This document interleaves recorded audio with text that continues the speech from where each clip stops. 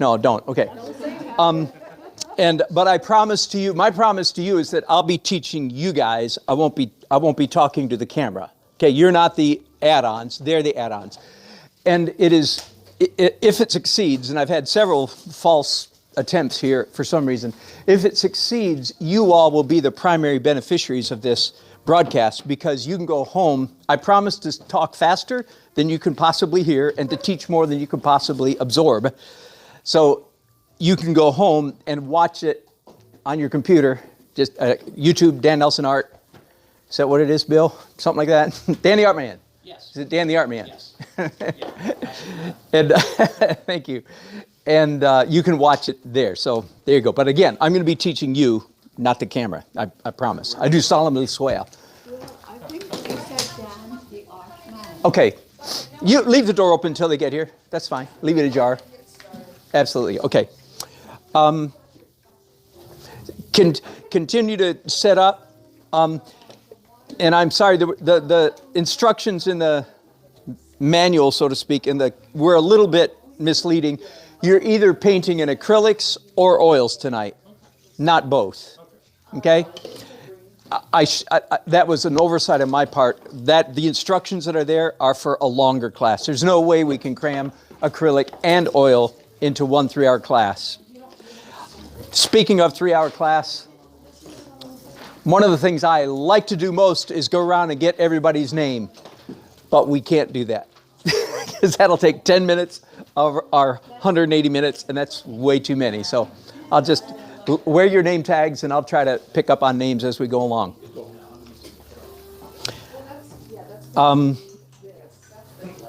So number one goal for most of you of art, now the goal for me of art is to make money and pay my mortgage. But I'm assuming most of you that's not so, although we have a couple people in here.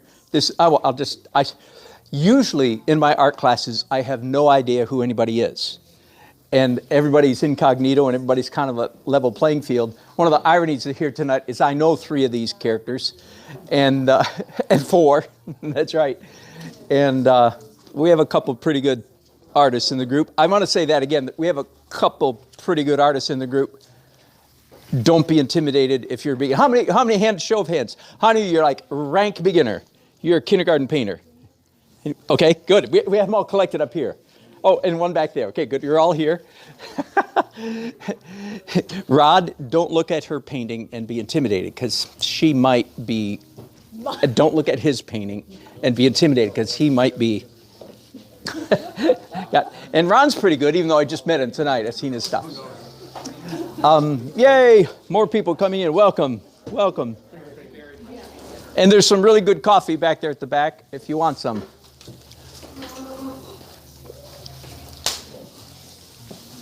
And Mary, you've been with me before here, right? How many, besides Mary and Andrea, how many of you had me before in a class? And Bill, anybody else? Yeah, 4? Oh, 5, 6? Ann, oh yeah, years ago, Ann. I gave Ann her start. That's a lie. Actually, I used to work for Ann. She worked at a big ad agency in town. That was so sweet.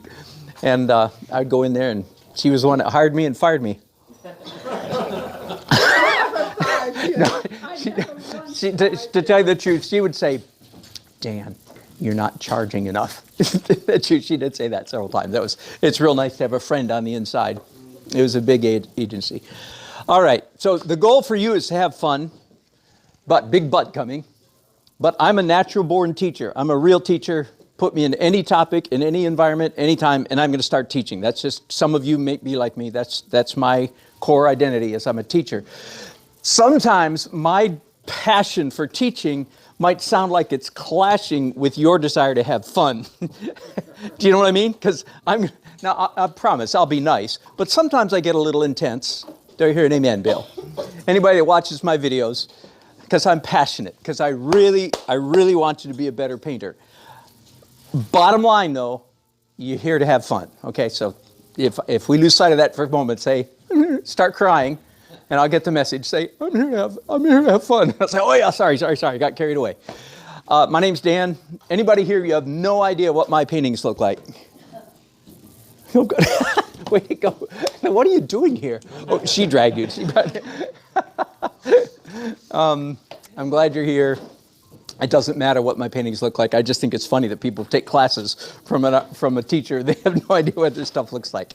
Let's be clear then. This is a very short class, and it has a very particular focus and outline. This is as advertised. So this is more to help me stay on track than anything else. Okay, and we can get off it to your as much as you want, but this is to help me make sure I stay on track. Tonight I am not teaching my style of painting primarily. Does that make sense? This is not, I do that a lot. But tonight's class is not how to paint like Dan Nelson. And there are a lot of people that take my class because they want to know how to paint my weird way, but that's not tonight. This is more like an introduction to oil acrylic landscape painting, okay?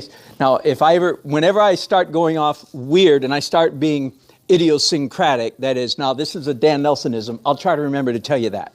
Okay, this is me being weird, but otherwise, I'm going to try to sort of stay in, art professor zone. This is standard stuff. Okay. Pick up the image that I handed out to you, and you'll notice I don't do this very often. I'm really glad when I can. There's a photograph at the top, and one of my paintings of this subject at the bottom. And I would like, for one of the first things you should say mentally is, wow, he didn't copy the photograph very well, right? The goal is never to copy, especially like this, if it's a fairly lousy photograph. I mean, National Geographic is not breaking down my door, okay, to have me shoot photographs for them. They're not welcome. I haven't said anything important yet. Yuck.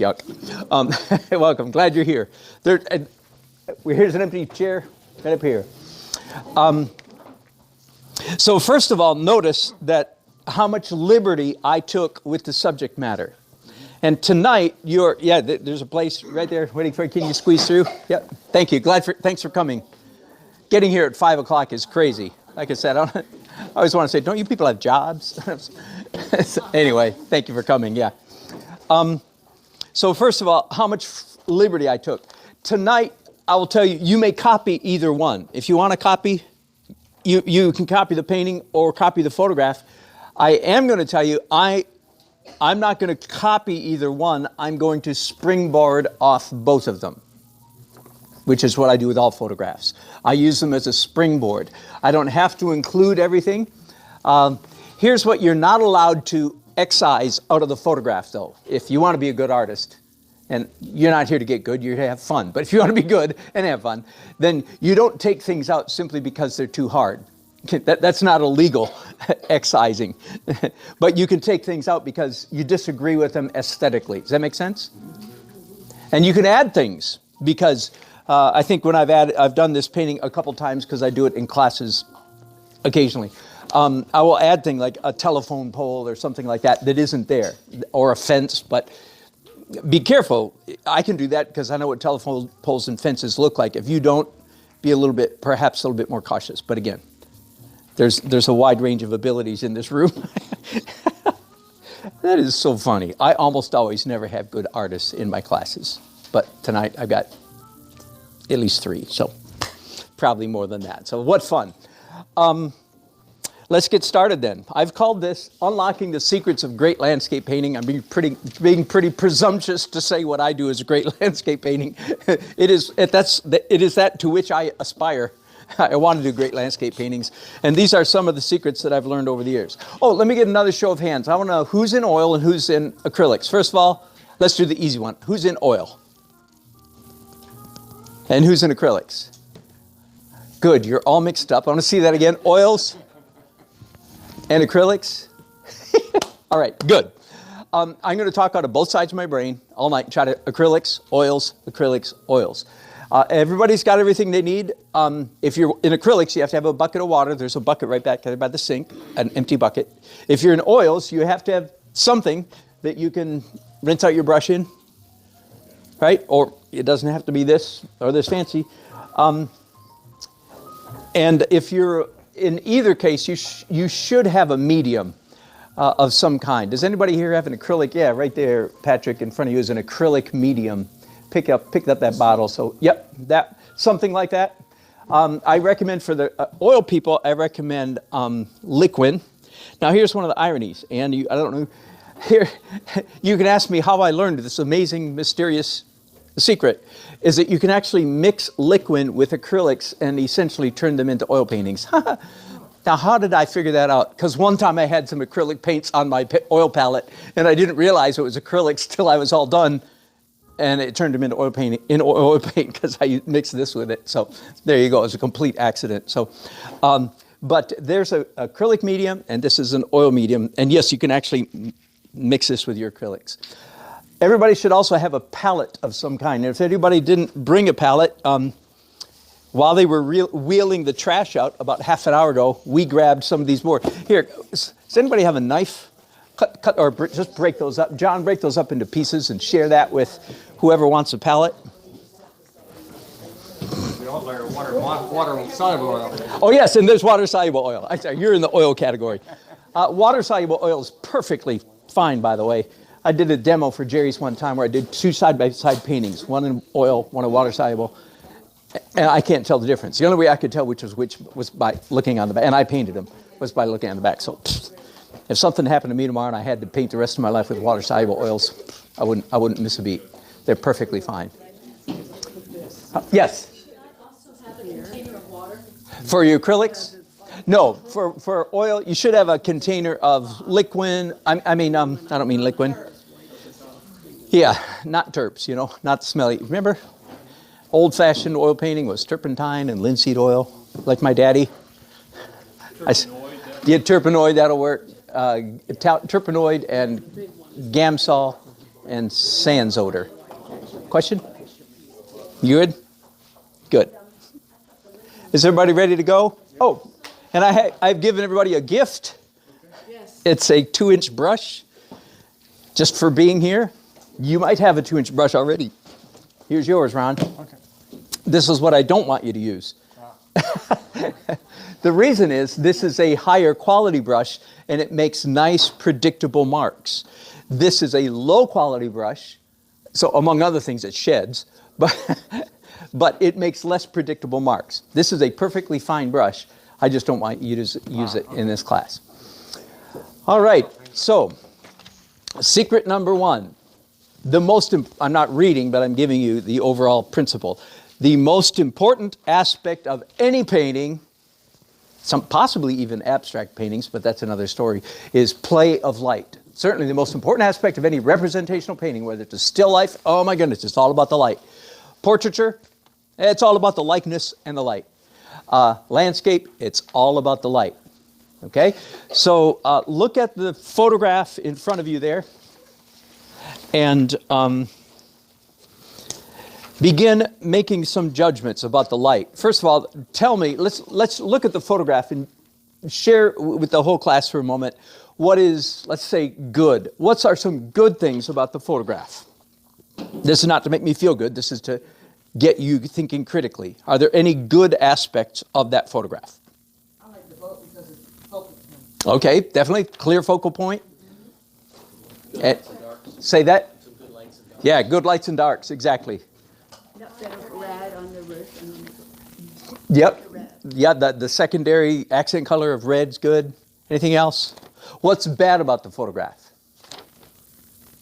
The foreground's bleached out. Yep. Foreground completely washed out. Ignore that. I mean, let's do something else.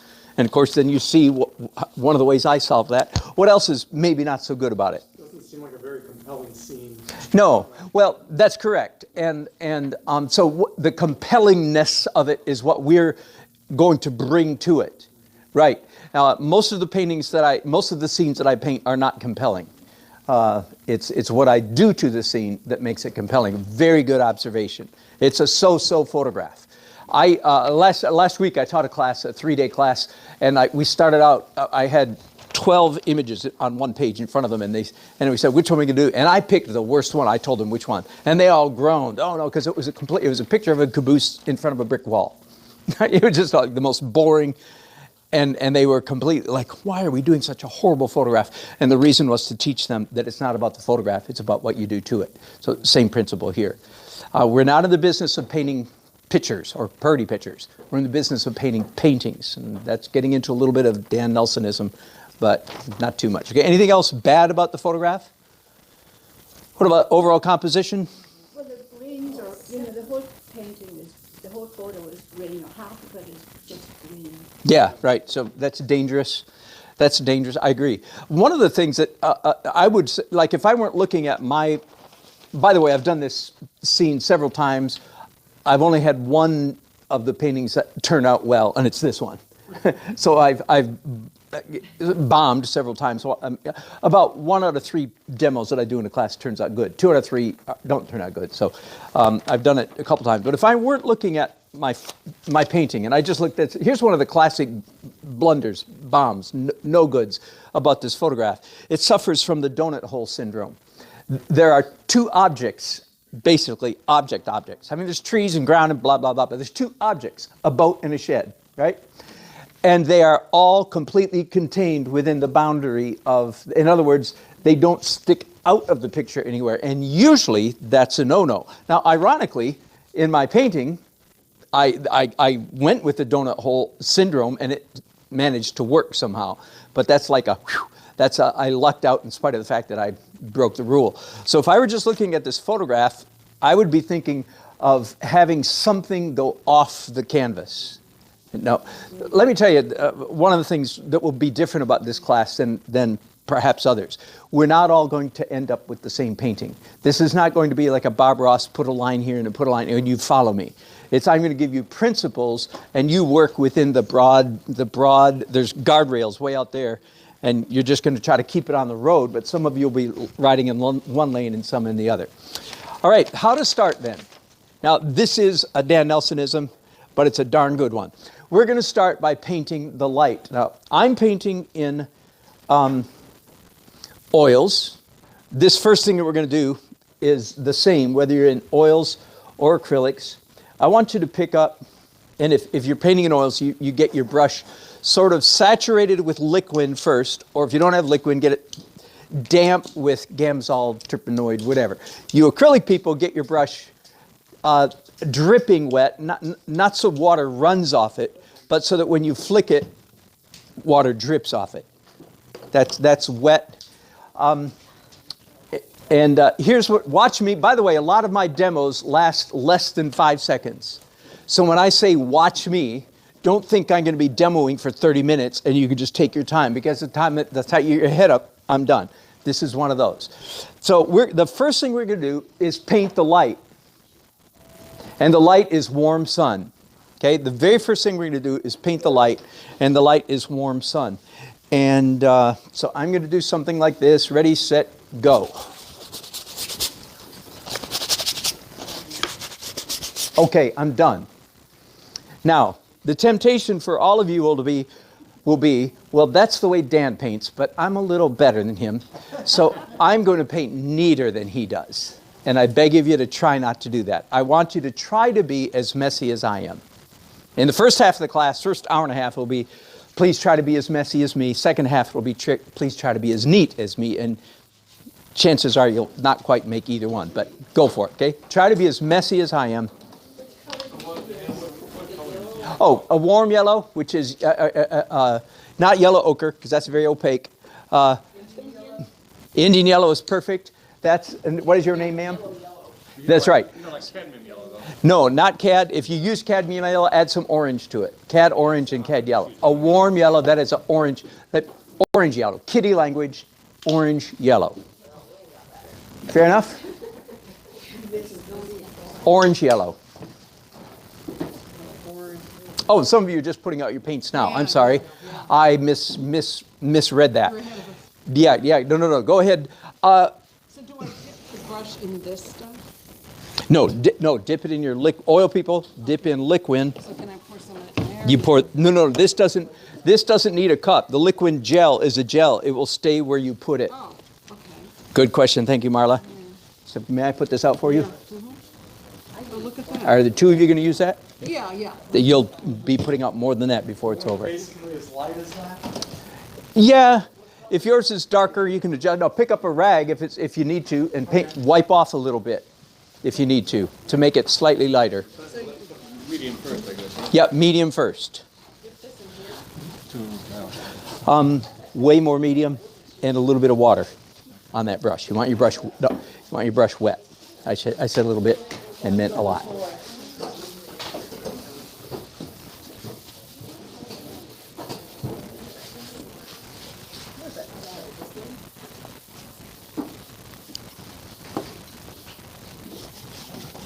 All right, we're going to fly. By the way, listen, at every single step of the painting process tonight, I'm going to be rushing you. Just make up your mind to get over it. How many people does it take to do a painting? Old joke, the answer is 2. 1 to paint, 1 to shoot him before he or she thinks she's done. The greatest single mistake that artists make is overworking. If I give you as much time as you want to do every stage, I guarantee you will ruin your painting by doing too much. That's why mine took 4.5 seconds, and if you take 3 minutes, what's the difference? It's not that you're better than me, it's like you're flying over the cliff and you don't even know it. So get used to me rushing you, okay? Now, what we just did is sort of a mental trick, because we had white canvases and we just painted light. We're about to cover most of this up, but I want you to remember, oh yeah, we started with the light. Because the most important aspect of a painting is what? Is the light. I call it here the play of light. That does not mean which way is the light coming from. That's kindergarten. You don't get any points for getting that right, but you can get kicked out of the game for getting it wrong. That's really mean, but I hope you got that. You don't get any points for answering that right, but you will get escorted out of the stadium if you get it wrong. Okay, so don't pat yourself on the back as I got all the light coming from, because then you think you've accomplished something. You haven't accomplished anything worth note. I'm being really mean. I'm being a good teacher here. Okay, and remember, this is to have fun is number one goal. Then why am I so intense? Because doggone it, I want you to have fun by being a better painter. Okay, now having done that, let's mix up. Don't clean your brush. Continue with the orange yellow. And add some blue or green to that, your choice, either one. Don't clean your brush. Add some blue or green. What color blue or green? Doesn't really matter. If you use a phthalo blue, it's going to be a real intense green. If you use a ultramarine blue, it's going to be a much more subdued. Given the choice, go with subdued. Cobalt? Sorry, and cobalt, it'll be right in between. Yeah, cobalt's perfectly fine.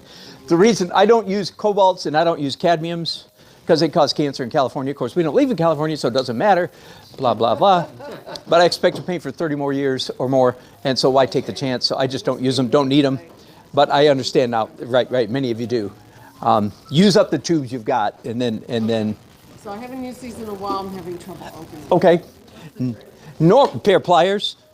Normally, and does anybody have a pair of pliers here? If I had my normal stuff, I would. But I don't. Barring that, which one do you need to get open?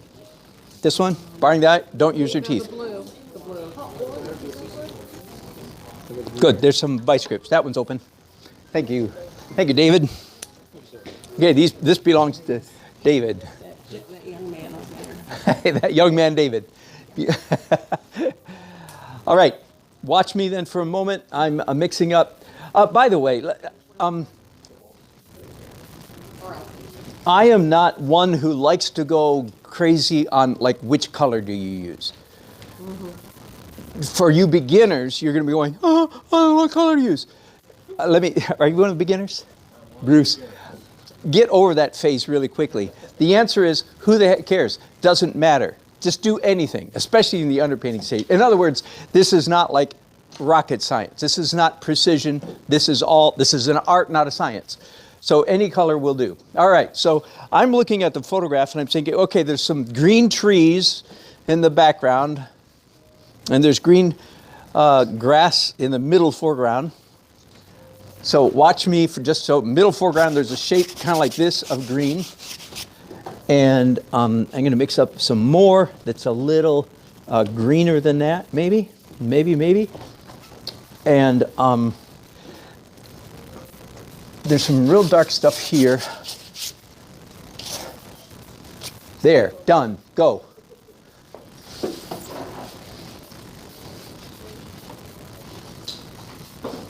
Sorry, we're still open. Bless you.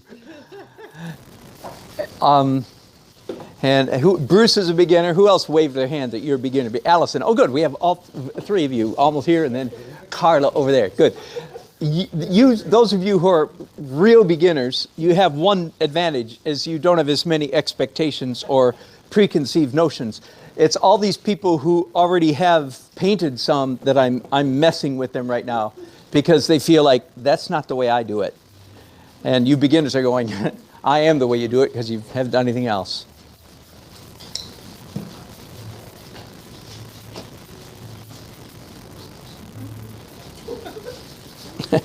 Somehow I got here without my paper towels. All right, you ready for the next step?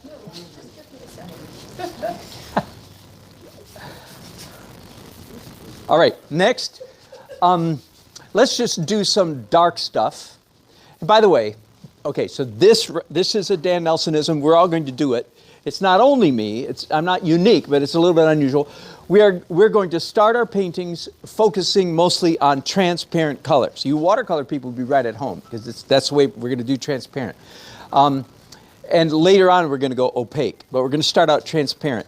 And in the transparent world, the darkest color is purple. That's the darkest color. Now, that assumes that the color, the purple that you put out right now, doesn't have any white in it. There's some student grade paints. If you have any student grade paints, yeah, use them. Give them to your students.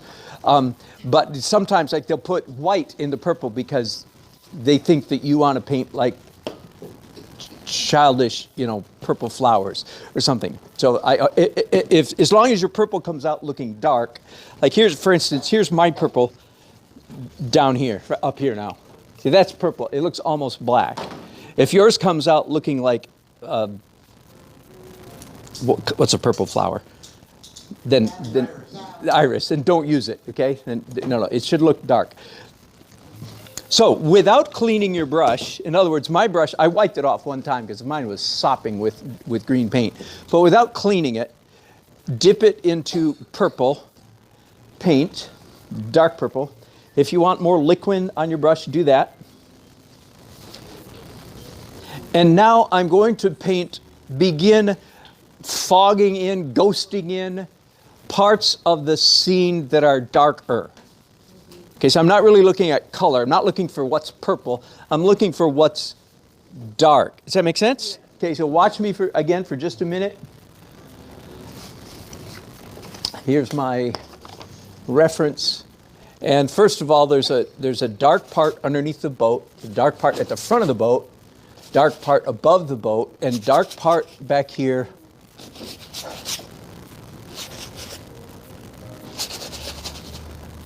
Now, as you can see, with just a few strokes, all of a sudden, I started drawing the boat.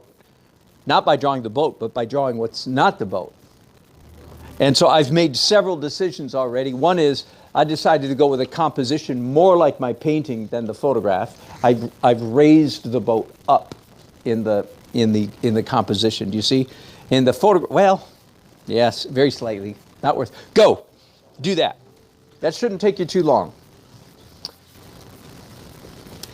By the way, you acrylic people, if you have a spray bottle with you, if you don't worry about it. If you do, feel free to spritz your painting occasionally and keep it a little bit wet right now. If you don't have one, don't worry about it. But if you do have one, your job will be just a little bit easier. Here's what, in a few minutes, the most realistic drawing we're going to do up to a certain point is by wiping stuff off with a rag or a paper towel. Okay, in a minute. Don't do that yet, but in a minute. You acrylic people, most of your paints will already be dry. So you will, instead of wiping off with a paper towel or a rag, you will apply white acrylic paint to your canvas. Did you catch that? So the oil people, you're going to white paint off. Same brush? Yep, same brush. You acrylic people, in a minute, not yet. To get light, you're going to apply white paint. Do you understand? So because the oil people, everything you're doing tonight is all wet. Acrylic people, not so. It might be time to clean your brush, you oil people and acrylic, I suppose. It's probably time to you don't have to clean it really well. You don't have to dip it in your Gamsol or Turpenoid. Acrylic people, you can always, of course, you can dip it in your water. That's quite a bit. That's one of the differences between acrylic and oil. By the way, easy cleanup is oil. Difficult cleanup is acrylic. It is acrylics that destroy your brushes, not oils, contrary to what most people think. Like this oil paint won't be dry for an hour and a half. Oh my goodness, I bet. In other words, I got a long time before that ruins this precious, expensive brush. You acrylic people, your brush is already halfway to toast because we're pausing in between. Okay, so just for you beginners especially. Bruce, that's for you, man. My token beginner over there. You're not the only one. Allison, you're a beginner too. Don't make the mistake of thinking, well, I do acrylics because it's easy cleanup. No, the opposite is actually true. Water comes out of the faucet, out of the tap. That's what makes it easier. But in every other respect, oil is easy cleanup. All right, so I've wiped off my brush. Now let's start doing a little bit more local color. Local color is the word artists use when they mean realistic or actual color. And I don't know about you. I'm not even hardly looking at your stuff. I'll do that later. You're looking good. Some of you are looking better than me. We have two things. One is some blue sky. By the way, this is a typical lousy photograph. The sky is blown out, photography word. Sky's blown out, not a good photograph. National Geographic wouldn't do this. This would be a blue sky, right? So we're going to ignore the blown outness, and we're going to actually have not a dark blue, but a pale blue sky. And it seems to me it makes sense to do that first. So I am going to put out fresh liquid, and I'm going to dip my brush into a tiny bit of phthalo blue. Cobalt will do. Ultramarine will do. If you have phthalo, use it. Anybody here hate phthalo blue because it's so strong and powerful? Okay, good. Let me bend your twig before you. Some people say, oh, I hate phthalo blue. I never use phthalo. Don't go down that path. There's several colors, permanent rose, Indian yellow, and phthalo blue that are staining colors. They're dyes. They behave differently. Like ultramarine is basically ultramarine gravel suspended in medium. Does that make sense? It's like little bits of rock suspended in linseed oil. Not so. Phthalo is like a dye that you dye your clothes with. So it behaves very differently. It's a different chemical. And what you'll discover, those three, permanent rose, there are others as well, alizarin crimson, alizarin, they're staining or dye, they're a dye. And so a little bit goes a long way, that's all. So if you want to use phthalo, like right now, if you have such a thing, just use it, one hair of your brush dipped into that phthalo brush, into the phthalo paint will be plenty, you'll discover. Okay, so with my slightly dirty brush, I dipped it into some blue, and I thought you were going to make that sky blue. Well, there, it picked up the green, and that was halfway intentional, by the way. Let me go ahead and do two steps. The other is, at the bottom of my painting, I'm picking up some brown and some orange and some yellow. It doesn't matter. If you don't have brown out, just pick up some yellow and some red. All colors mixed together make brown, but warm, not blue. So here's what I'm going to do down here at the bottom.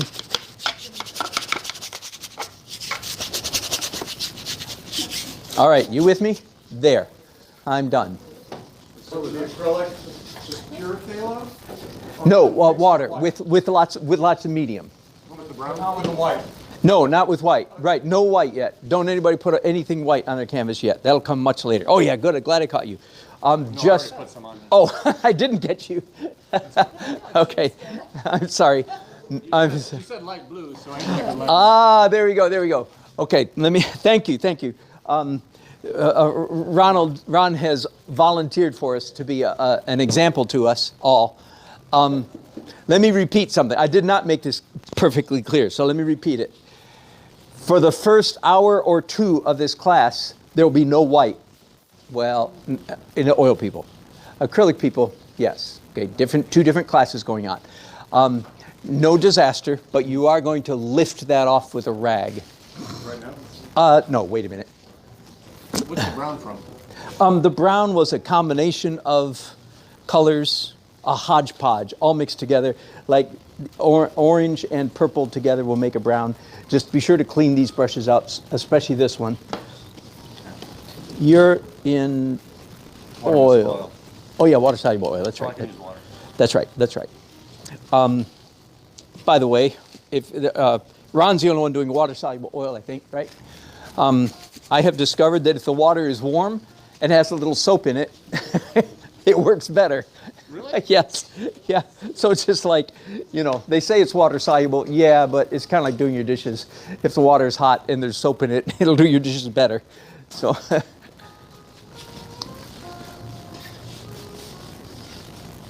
Most of the colors that we're putting on, all the colors we're putting on right now should be transparent-ish. Yeah, that's good. And that's right, more medium. And how do you make your colors transparent? It's not because you go out to the store and buy a tube that says transparent. No. You add enough medium to it to make it transparent. Was that clear, Carla? You're doing oil or acrylic? Okay, good. Oil's easier than acrylics. You acrylic people have a little bit more of a challenge, but that's right, you're up to it. The oil people, here's why the oil people have it easy. Because we can pick up a rag, and if we get really intense about it, we can remove everything off the canvas that we've just done. Now, we're not going to do that, but we could if we wanted to. Does that make sense? That's why it's easy. Now, you acrylic people, you can't do that. So in just a minute, I'll wait for everybody to catch up, we're going to diverge temporarily. All you acrylic people, you're going to dip your brush into pure white acrylic. Now, it could be a dirty brush. I don't mean, it doesn't have to be pretty white, like third grade art, just white. You're going to paint anything that's light, not white, but light. Not what's white in the painting, but anything that's light. So sky, boat, shed, foreground. You got it? That's what you acrylic people do. Us oil people, we're going to pick up a rag or a paper towel, and we're going to begin wiping off, in other words, back to the white canvas. That's how we're going to get light. Does that make sense? Between the two of us, the oilers have a slightly easier job of it because we can finesse a little bit easier than the acrylicers can. Now, but you acrylic people, go ahead, go for it. Paint in a painterly manner. Is everybody at that point now? Okay, so do you want to watch me for just a minute so you can kind of see where you're going? Now this is one of those times where a real rag is definitely better than a paper towel, but this is a 3-hour class, paper towel is fine. Okay, so I'm looking at my photograph, and of course I've already got some that's light, but I'm saying, okay, what is light? First of all, the boat's light. Now please watch. Let me back up. Let me give you a little broad picture. Can you handle this for a minute? Most human beings who want to become artists, their art journey can be divided into 2 segments. The first segment, the first half of your journey, not necessarily half by exact time-wise, but the first half of your journey is you're learning how to draw stuff that looks like stuff. You're learning how to paint stuff that looks like stuff. That's the first half of your journey. Now, if you're unable to do that tonight, you're going to walk out the door the same way you came in, because this is not a how-to draw class. Does that make sense?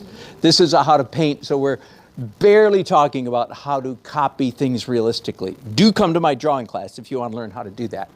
Even then, never mind. Even then, I'll only steer you down the right path. I can't start making you a great painter or drawer in one night. Anyway, the first half of the journey is learning how to paint stuff or draw stuff that looks like stuff. The second half of the journey, not everybody gets to the second half, but the second half of the journey is, it's not about painting stuff that looks like stuff. It's about painting stuff that looks cool, interesting, fascinating, beautiful. It's about painting paintings, not about painting pictures. And I always mispronounce the word picture on purpose. Just to get, it's not about painting pretty pictures. It's about painting paintings, and there's a big difference. The difference is paintings are fun to look at no matter what they're a picture of. Pictures, first half of the journey is, if it's a squirrel, it darn well better look like a squirrel. And the more whiskers and, the more fine it is, the better it is. That's first half of journey. Some of you recognize that. And I spent a good 40 years in the first, I was paid to do that. As an illustrator, I was paid to draw stuff that looked like stuff. It was only 15 years ago, really, where I really went, the heavens opened up, birds sang, angels came, and, I got it's about painting paintings. So it's pretty late in life when you think about it. So a lot of what I'm doing tonight is, even though many of you, especially beginners, you may very well be in the first half of your journey, but I'm sort of going to talk to you as if you're in the second half. Okay, so you're going to have a little schizophrenia going on because you need help just painting the darn thing. You'd be happy if you could paint a realistic painting. But we're not going to focus on painting realistic painting. We're going to focus on the second half of the journey. All right, so toward that end, I'm going to be careful not to be too careful. I'm looking at my photograph and my painting example over there, and I'm with my rag. I'm going to wipe out anything. I don't have to rub too hard, I see. Anything that's light in color. Okay, now let me just stop right there and say, whoa. How many of you are going, whoa? You've done that about everything I've done so far. If you're honest, you'd be going, I didn't see that coming. Some of you are going, that's exactly what I was going to do. And I don't believe you, okay? Okay, first of all, something just happened right here that even I didn't fully see happening. Any guess what it was? Well, that I picked up huge amounts of purple and brought it, when I'm trying to wipe paint off my canvas, I actually spread out paint on the canvas. And then I went from there down here, so now all of a sudden I've got purple down here, and there's two responses to that. If you're in the first journey, half of your journey, your response is, oh my God, okay? It's like, I just ruined it. If you're in the second half of your journey, you go, oh my goodness. Look what just happened, okay? Bob Ross's greatest line is happy little accidents. That's one good description of the second half of the painting journey, is you let the paint do stuff, you let the brush do stuff, you let everything do stuff that doesn't come out of your head. That's the difference between an okay painting, first half of the journey, and a transcendent painting that makes people cry, is not what they did on purpose, but what happened by accident, okay? So that was a good moment. So a little bit more then. And then there's this shed. I'm not even sure where I'm putting this shed yet, but it's over here somewhere.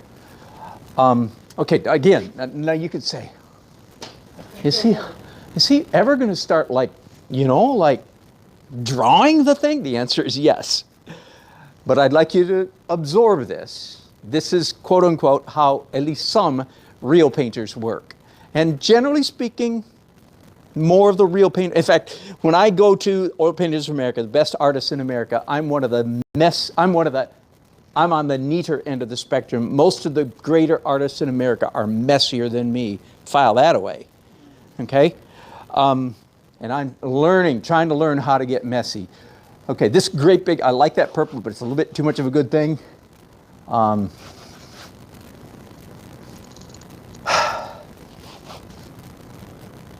I think I do like the idea of having this shed.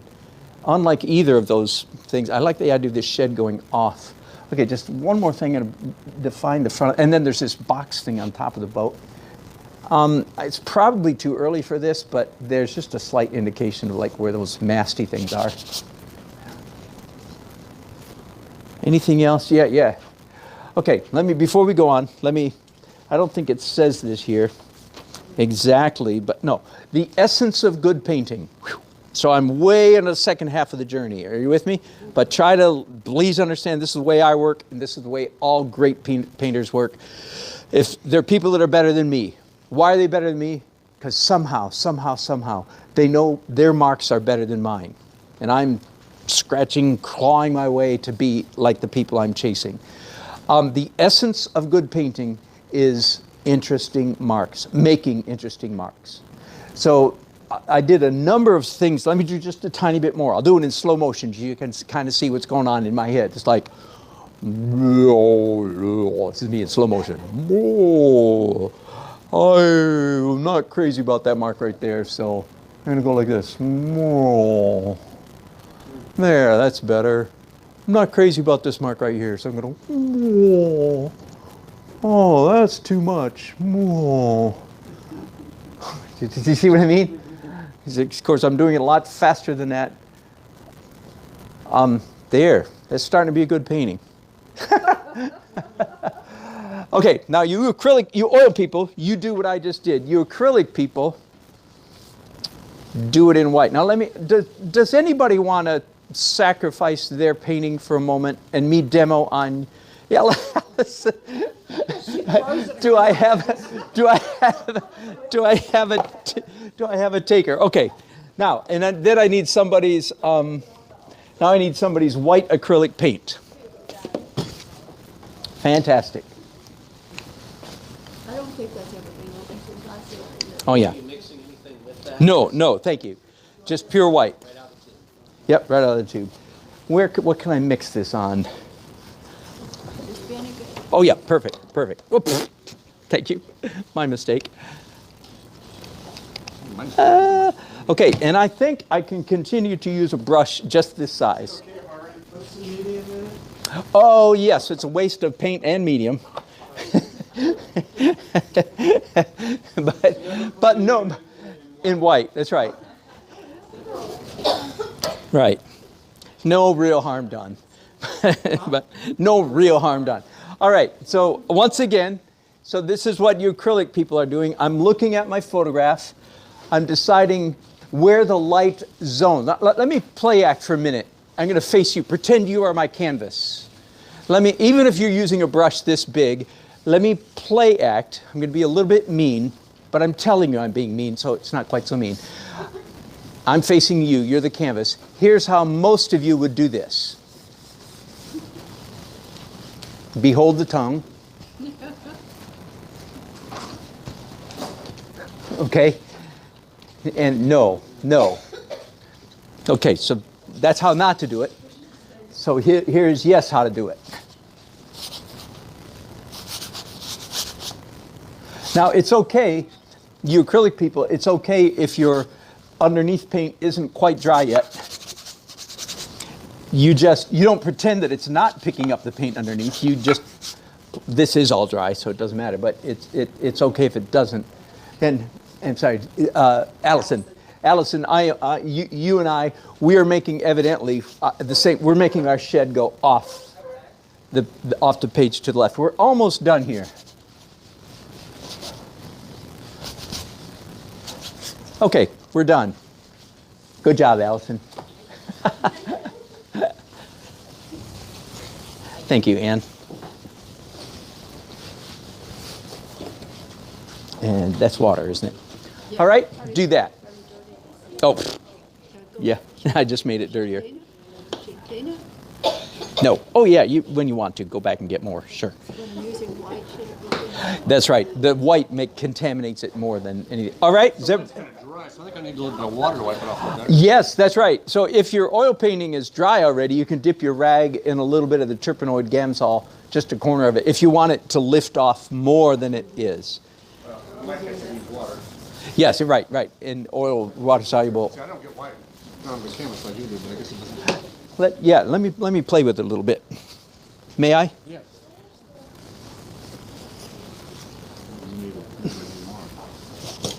Oh, yeah, there we go. Yeah, just play with it. Rub it a little bit more vigorously. Yeah.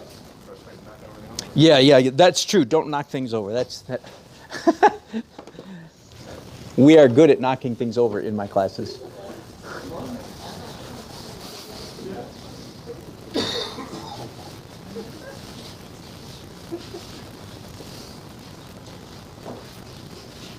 All right, that shouldn't take you too long, right? Register? That's right. I'm not going to give you time. I'm going to give Ann time. She had to go back and get fresh water. Let me give some verbiage, some wording to describe some of what we're doing here. Again, I've already demonstrated to you in a very rude way how most of you would paint. You'd grab your brush like this. You'd grab a small brush like this. You'd hike right up on it. You'd hold it like this. You'd stick out your tongue, and you'd go like this. Okay? I understand. I used to be one of you. That's how come I know it so well. Okay? What we've painted up to, everything we've painted up to this point is called underpainting, by the way. You can kind of tell that. It's sort of like, another way to think of this is sort of like a glorified toned canvas. You're familiar with the concept of toning a canvas? That's where you paint one color over the whole thing, brown or red or yellow. This is sort of like that, except instead of being so boring and making it all one color, we've made it several colors. Make sense? Oh, that makes sense. The other thing is you can tell by looking at it that I'm only concerned with zones at this point. Like the boat goes in this zone, the shed goes in this area, foggy zone. I'm not drawing. You also can tell, contrary to like the way my daddy painted, traditional oil painter, very good painter, but he would take a piece of charcoal and draw. Are you watercolor people? Right? I mean, this is so different from watercolor. I paint watercolor to take a break from this, to take a vacation from this kind of stuff. But that's where you sit on your butt with a paper in front of you, you stick out your tongue and you draw for 2 hours before you start painting. Right?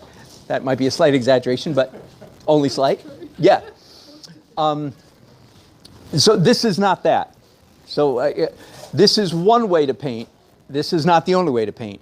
By the way, Bruce and Allison, this is one way to paint. It's not the only way, okay? When the next class you take, you'll go, because the teacher will be the opposite of me in every regard, and you'll either agree with him or her and or vice versa. And that's right. Take as much of me as you can handle. All right? Right, Carla? I see a vigorous shaking. Can I come back and look? I should come back and look at you guys anyway and see what's going on. All right. Are you oil or acrylic? Oil. Oh, can I? May I? Good point. Good. What do you do about that? The answer is not much. That is not your fault. Carla is complaining, rightly so.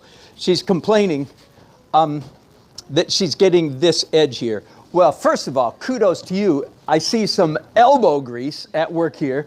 You're getting after it. You're not being a dainty, prissy painter. You're rubbing because she's hitting the wood back here. And the answer is there's not a lot you can do about that. It has to do with cheap canvas. This is a cheap class. Everything today is cheap.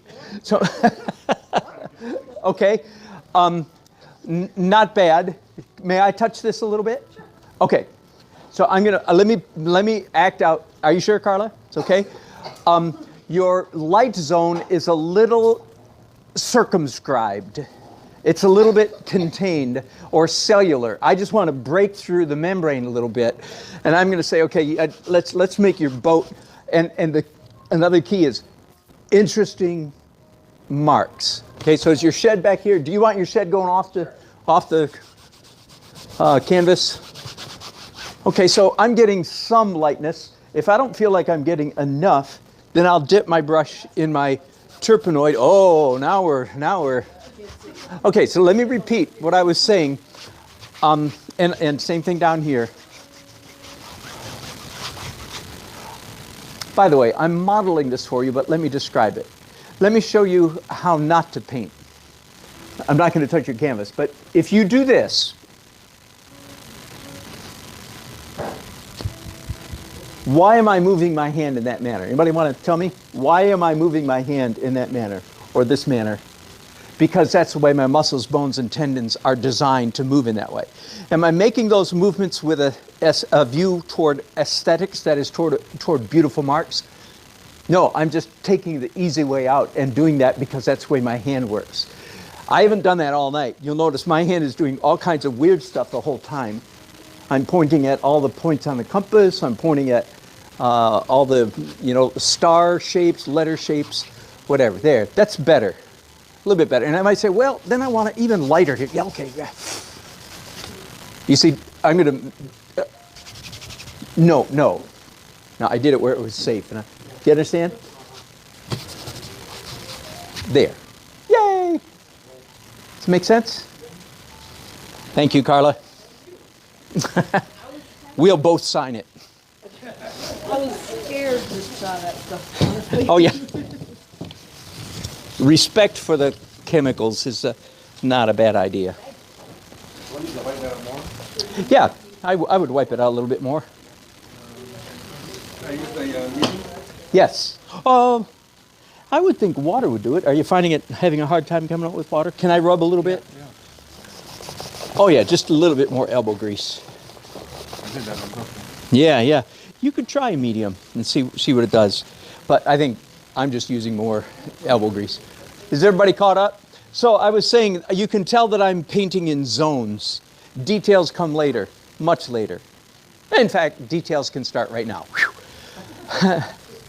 Some of you are going to be glad to get to this point. So pick up a brush roughly this size.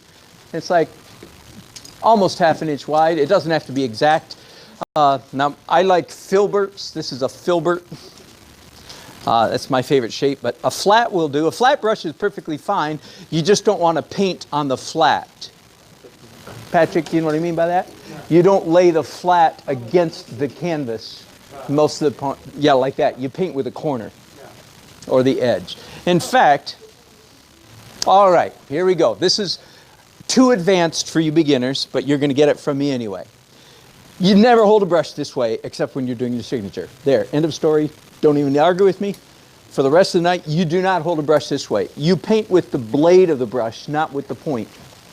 Boy, if you can get that, that is worth 3 of these classes, okay? You do not. The only time I hold a brush this way on 90% of my paintings is when I'm doing my signature. Then it's tongue time. All the rest of the time, you paint with the blade of the brush, like this. You can hold it any way you want to, as long as you don't hold it like this. This is your controlled death grip. When you grip a brush in this manner, you're hardwired. You got a copper cable this fat from your fingers to the control freak center of your brain. Because your whole life you've been learning, from first grade, you've been learning how to control writing utensil. So when you hold it this way, you're tapping into decades of control freak part of your brain. And that part of your brain is a terrible artist. So hold it in any way whatsoever. And most of the time you paint with the blade of the brush, not the point. Woohoo! Like I said, that was, okay, now I'm mixing up dark black, B-L-E-C-K, which means any dark colors mixed together that make a dark color. Did that make sense? Okay. Any dark color. I happen to use what's already on all over my palette, which was green and purple and a little bit of orange. You using oil right now? Oil? Yes. So what'd you say? Oh, sorry. I'm using dark black. Mix anything together. Am I using liquid? Yes. Am I using medium? Yes. A little bit of medium. All right? You with me? Watch me now. I'm going to finally do some drawing. Now again, we're already in a good place because you can't hold the brush this way and you can't stick out your tongue. So you're already much better. You're going to draw with the blade of your brush, not the point. Carla? Okay. Okay, you're just, all right. Bless you. Thank you. I know your name, so you're in trouble now. All right. Okay, so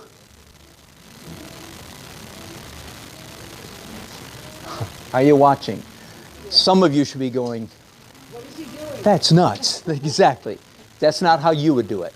I know how you would do it. Yeah. Okay, so take advantage of my presence to see how a reasonably good painter paints. Okay?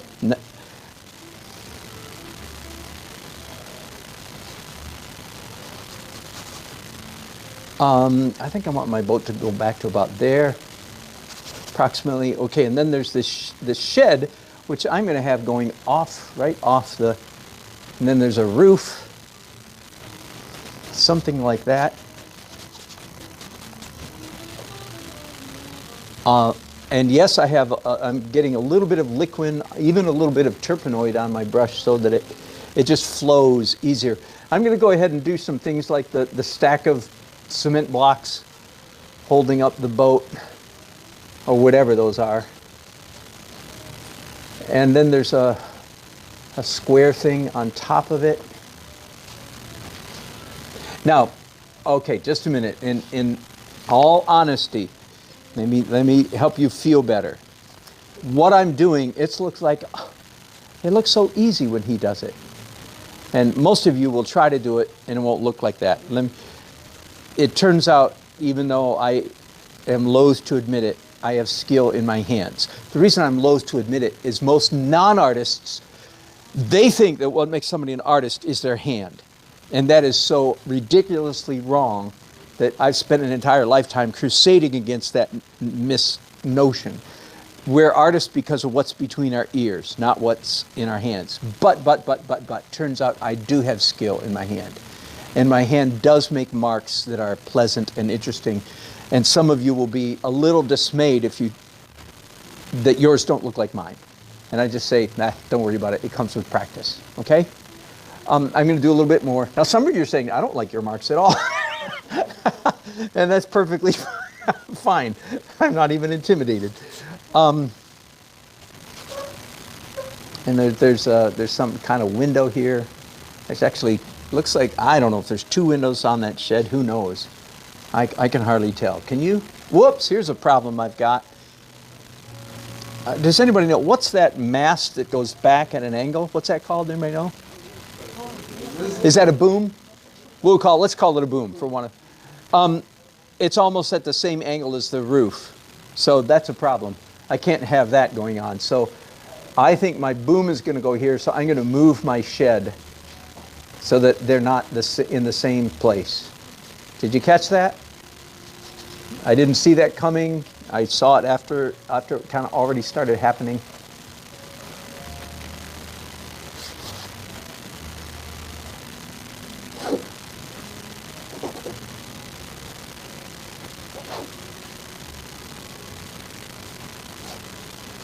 Okay, so you acrylic people and us oil people, we should be doing pretty much the same thing right now. Not much difference between us. We're all drawing with dark colors. Now, one slight improvement to what we just did, would be instead of creating a dark black, B-L-E-C-K, would be that we would do that in a more intense color, like a dark green, dark red, dark purple, dark blue, and it would be a little more interesting painting. But it's a shortcut, it's a short class, so we used dark black, one of my favorite colors.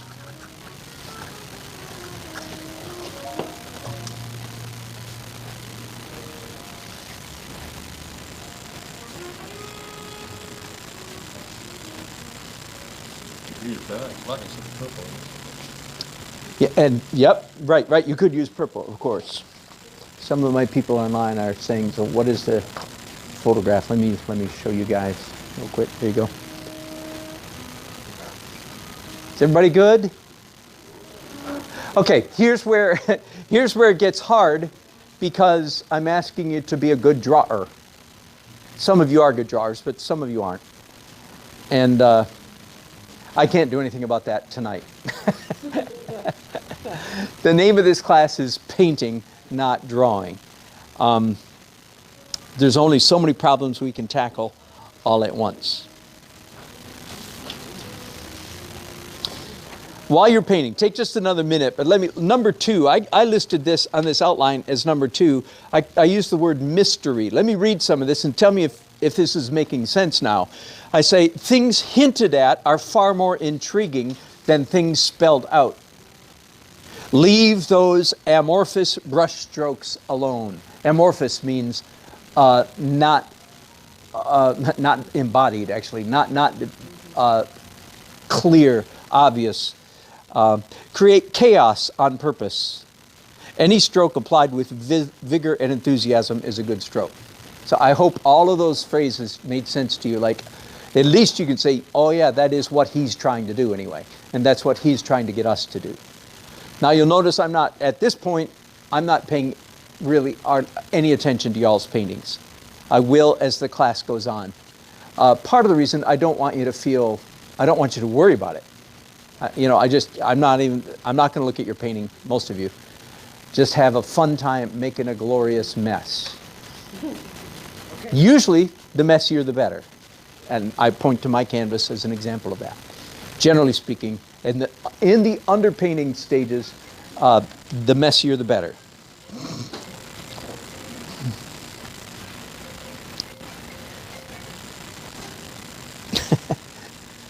Somebody reminding us to turn off our phone. All right, take 30 seconds. You don't even need that, do you, Marla?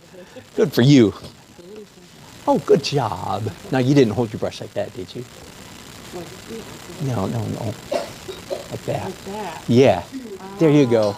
You did a fine job, considering how you were holding it. I was holding it out here.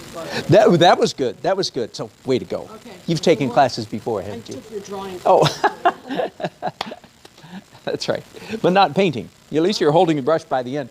Marla points up, if you're going to hold it in a control freak grip, at least holding way back on the brush is a vast improvement over, choking up on it.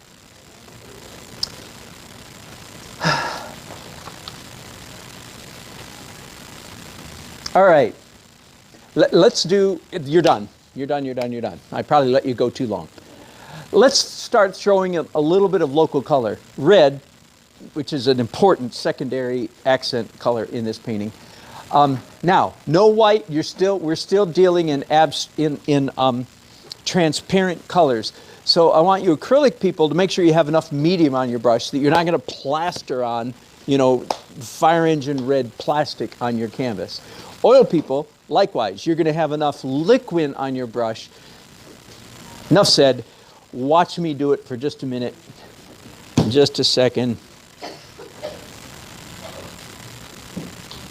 Okay, will you watch me for just a minute? This won't last long. So I've got liquid on my brush, and you acrylic people will have medium. You'll have water and this if you want. And once again, I'll be up to my old tricks. You're not going to gasp this time at all because you're getting used to it. That's the red of the boat, and that's the red of the shed. In fact, I like that so much that I'm going to do some more down there. You should be getting used to this by now.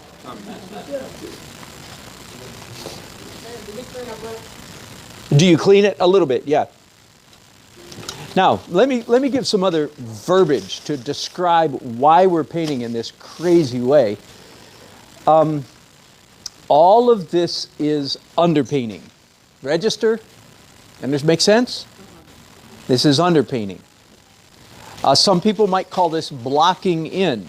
I have several complaints about the notion of blocking in. Number one, the word block is a square thing with hard edges. And people who block in their paintings tend to be squarish and hard-edged. I mean, their paintings, I don't mean the person. When you block in, you lock in, I like to say, because it's cute and it's true. If you block in, you lock in. So I don't block in paintings. Listen to this and go with me. I blob in paintings. Vast improvement over blocking. Blob in your paintings. In other words, don't paint in the lines. Let colors run around. Let accidents happen. Here's why. When we finally get to the over, and most people don't use the term overpainting, but I do because I have such a strong distinction between underpainting and I'm speechless, so I'm using the term overpainting. I have such a strong division. When we get to the overpainting stage, you want lots of mess and chaos on your canvas so that you have stuff to respond to. The worst thing is to get to the final stages and you have vast acreage of empty canvas that you have to make up. It's like, oh my goodness, what do I do now? Do I start painting blades of grass or what? Okay, so you don't want that to happen. You want lots of energy and busyness going on in the underpainting stage. So when the overpainting comes, it's like, oh, and you cover up what isn't advantageous, beneficial, aesthetically pleasing, and you leave exposed what is. And you'll be surprised how much of the chaos looks good peeking through the overpainting. Does that make sense? At least you're humoring me. Yes, Mr. Nelson, that made perfect sense. All right. Now let's do light stage for the second time.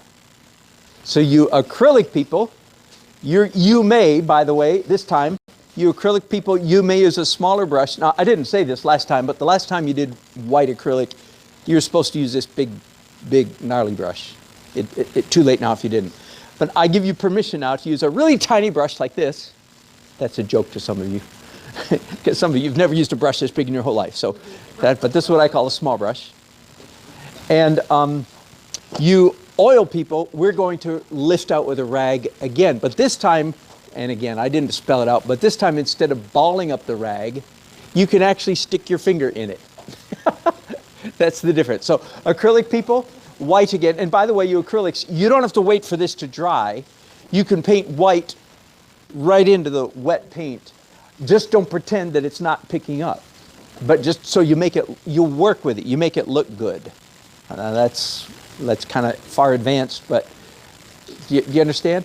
You don't, when you put white on there and you pick up an old color, you don't go, this is not happening, this is not happening. It is happening.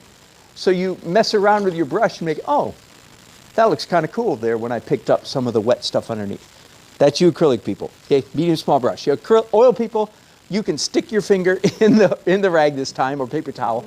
In other words, this by far will be the most precise thing we've done all night. This layer right here. I haven't said this yet, let me make it. All the way through this process, if you determine that some of your earlier lines are not in the right place, you just make new lines in the right place. Don't bother trying to erase the erroneous line, just leave them there. Like for instance, if I decide, I'll do this just for fun. Let's decide, I look at this now and go, you know what? I wish the boat went a little bit further that way. Then I just take a mark and I go like that. I don't then come back and carefully erase the erroneous line. I just leave it there. Does that make sense? Okay, so there you go. Anything that's light, so you look at the photograph or the painting, and anything that's light, notice that I'm not saying anything that's white. No. Anything that's light with an L, you lift, oil people lift out, acrylic people do white. And at every point in the process, as much as you can, you try to make marks that look cool. Marks that look interesting, in your humble opinion. Anything that looks interesting is good.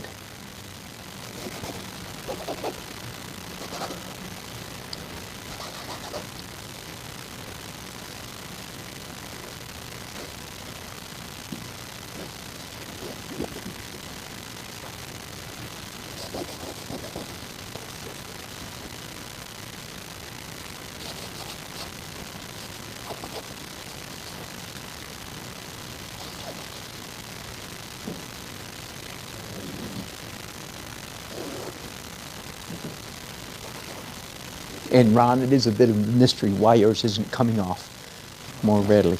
You're doing it. I don't know exactly. There's a number of things that are at work. Sometimes it's a staining paint. Sometimes different canvases allow lifting off more easily or less easily than others. I don't even know the exact science of why or what. And I'm not sure that it's like expensive canvas versus cheap. I'm not at all sure that that's the issue. Those kind of things happen in art all the time. That's not exactly what I thought it was going to do, but here I am, and then you just go with it. Again, Bob Ross, happy little accidents. And sky. I'm ending up with not very much sky. I think that's okay.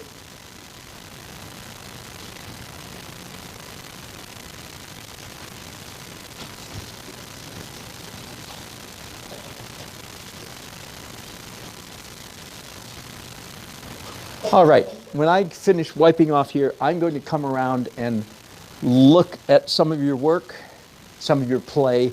This is not work, this is play. and maybe make various comments. Give me just a minute for what it's worth, to get my music going again.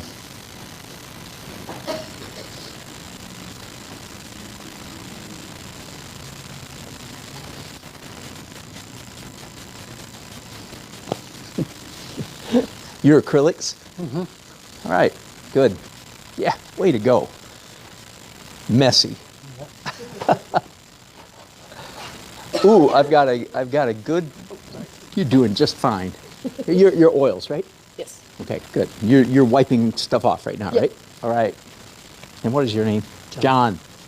Your oils too. Yes. Do you guys know each other? Yes. Okay. For a while.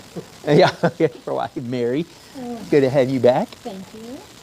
Your oil, right? Yeah. All right. Actually, it's new for me. Is it? Okay. I don't usually do And Katie, I should know. I've seen your name tag enough. You're doing acrylic? Yes. All right. Are you having fun? I am. Oh, just Andrea. Oh, good job. Yeah. Should I go ahead and? Yeah. Yes. Are you in oil? Yes. In fact, here's one thing that you can do with yours, where you have these heavy lines. Now you can do this with a handle of your brush, or you just scratch it up a little bit. That's advanced. I haven't said that, but you can do that. Good. You're doing great. Good job, ladies.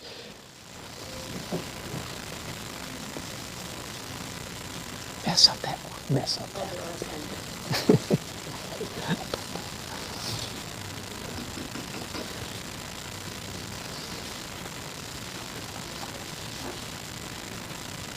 Good. Good. Nice, Bill. I just added another shot. Okay. I don't like this one that's being there, and I'm thinking, why not? That's fair enough. All right. Now, you acrylic people, let me pick one of you and get your permission. You acrylic people that have some thickness on you. Your white you have some thick white.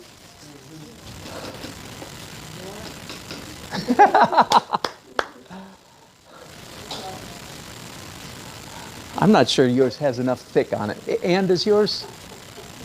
Can I mess with yours a little bit? Forgive me. Okay, I want to show you a trick. All of you watch, because this will pertain to you. And is it okay if I mess with your painting? Okay. A couple things. You acrylic people, it's going to take 25 minutes for this to dry. We don't have that time, but not to worry. I do this, watch my videos, I do this all the time. By the way, my paintings are virtually all acrylic underneath and oil on top, if you didn't know that. So I'm working in acrylics and oil all the time. And when I'm in the acrylic stage, I do this trick. We're going to, number one, speed up the drying, but at the same time, we're going to infuse this canvas with a bunch of really fun energy. And you have to watch how I do this, and you have to do it like me. Here's an expression that to me is just gold.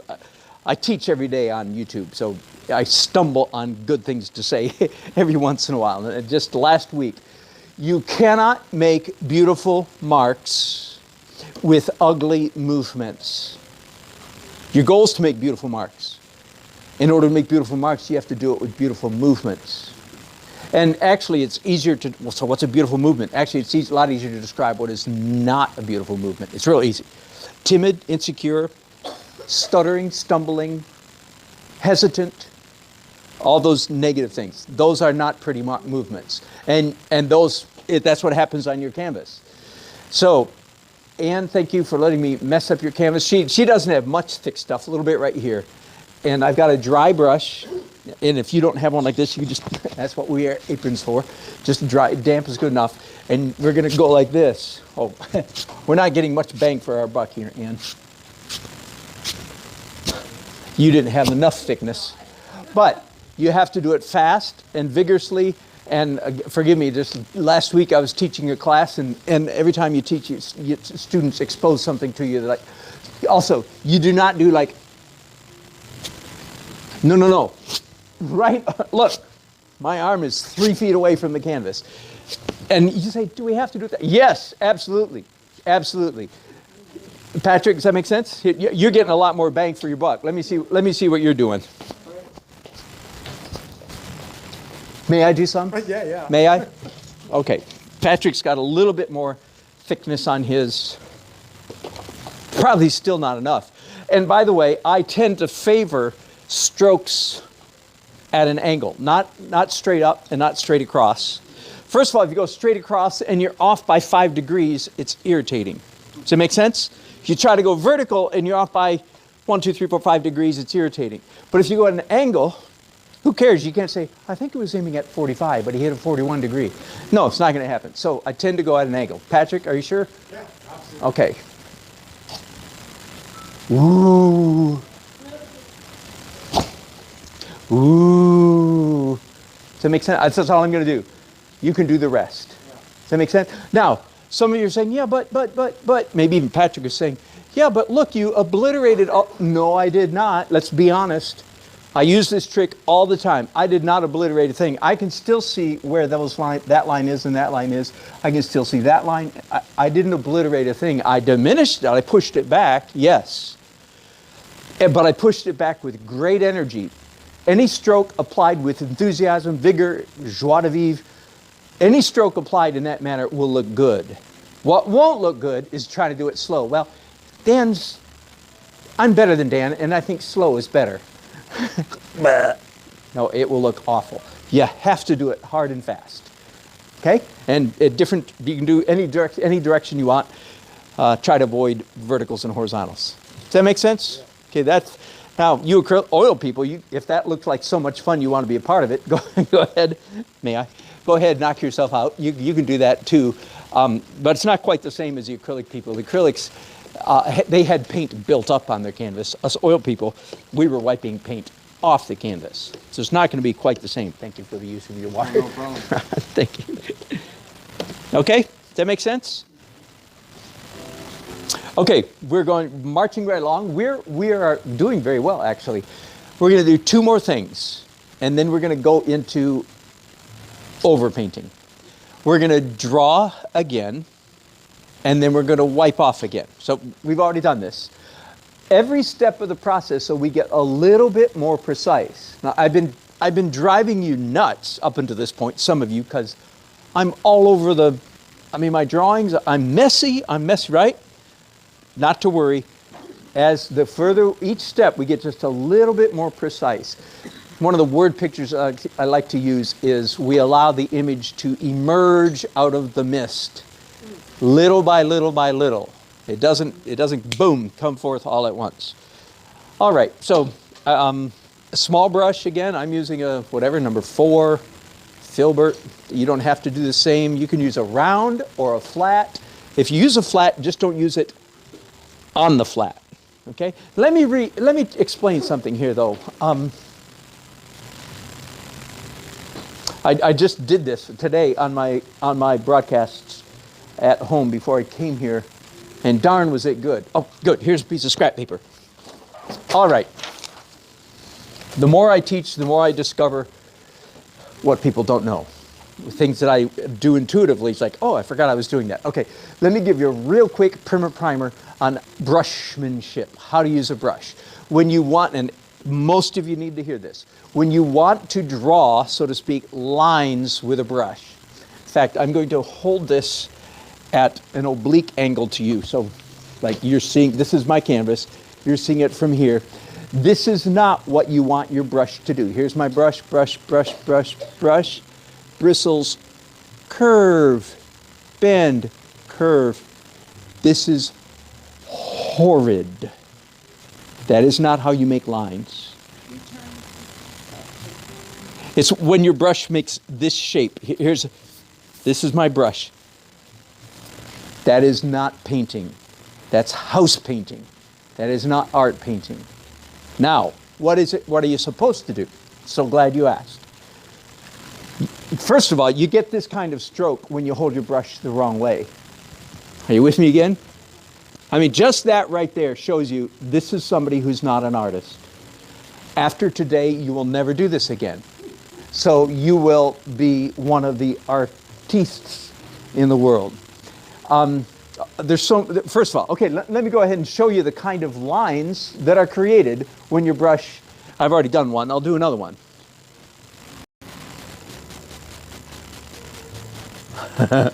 Okay, what do you notice? What's one of the first things you notice about all of these lines? They're all the same. This is, forgive me, god-awful painting. And about 60% of the people in shows that I judge all around the state, this is what they do. Not you. You will never do this again. The essence of painting is making interesting marks. This is almost the antithesis of an interesting mark. Okay, it is not. The opposite of the essence of interesting is variety. The opposite of interesting is similarity, monotony, redundancy. Redundant, redundant, redundant. Ugly, ugly, ugly. And it comes from, just nobody ever showed you before. How do you make lines? First of all, you don't paint with the point of the brush, you paint with the blade of the brush. If you want to make, and you've been watching me do this, but I just want to point out, with this big fat brush, look at how skinny. That's a brush this size. Some of you think that in order to make a line this small, you have to get out your numbers, double aught sable brush, stick out your tongue, go. Wrong, wrong, wrong, wrong. Here I am, this is a number 4 bristle brush, and I'm doing hairlines. Now, another thing, besides hairlines, what else is interesting about these lines? They're interesting. There's a wobble, there's a wiggle, there's a thick and thin. Interesting, interesting, interesting. Woohoo! Worth the price of admission right there, folks. Okay, so we're about to start doing drawing again. And by the way, if anybody looks at your canvas right now and goes, oh my goodness, he just nailed me, good for you. Just make sure you make that register. I will never, I want you to raise your hand and say, I'm kidding. Say, I do solemnly swear, I will never do that again. Okay, I'm being facetious as I can be, hopefully. All right, so I'm mixing up dark black again. If you want to have a little bit of fun, make this dark black, slightly different shade. I'm going to make mine bluer, just for the heck of it. Okay, it doesn't matter. You can make it redder, bluer, browner, whatever. Have you noticed that every time we draw, and I call this drawing, skinny brush lines, it gets a little bit easier because I'm not tackling a bare naked empty canvas. Do you see what I mean? I've already got a bunch of the drawing done. So now it's simply a matter of coming in here and refining. I can move edges if I want to, but okay, so do you see? Can I touch on something else for a minute? This is probably worth hearing. Most people think that good painting, good art lies down the path of control. Already tonight you should be going, this guy's modeling, no. And it is not, if you will, artistic death lies down the line of path of control. That is not where good art comes from. And I'm here, I'm in the line of lineage of Rembrandt, John Singer Sargent, all the great painters through history, except for the poor hyper-realistic ones. They never learned this lesson. That's all right. They got stuck in the first half of the journey, never got to the second half, and that's all right. Maybe that's why God put them on the planet. Not my job to judge them, but I'm glad I'm not one of them. So when I'm drawing, you may notice that my hand is skittering a little bit. It's like my hand isn't quite doing exactly what I tell it to. And the reason I want to point that out is because many of you, you're mad at your hand because it won't stop shaking. With me? The reason you're mad at your hand because you won't stop shaking is because you think that good art is down the path of control. And when my hand is shaking, I don't have control. So I'd like to tell you this. The day will come when you will draw a flat line. It's called boop. And you will flatline forever. Until then, you have a heart that is beating. Hallelujah. That means you cannot draw a straight line because your heart's beating. So stop being mad at your heart. One of these days, it's gonna obey you. It's okay, you want a flat line? Here you go, buddy. Boop. We're done. Okay, until then, you're alive. So you can't do a straight line. We like to see little bumps and wiggles and jiggles in our paintings because it shows that the bloke that did it was alive. Okay? So stop, so to speak, cussing your hand because it won't stop shaking. You use the shakes to your advantage. Am I being bombastic enough? I thought you said this was for fun and you're being so mean. Okay, let's go back to fun. Cool down, Dan.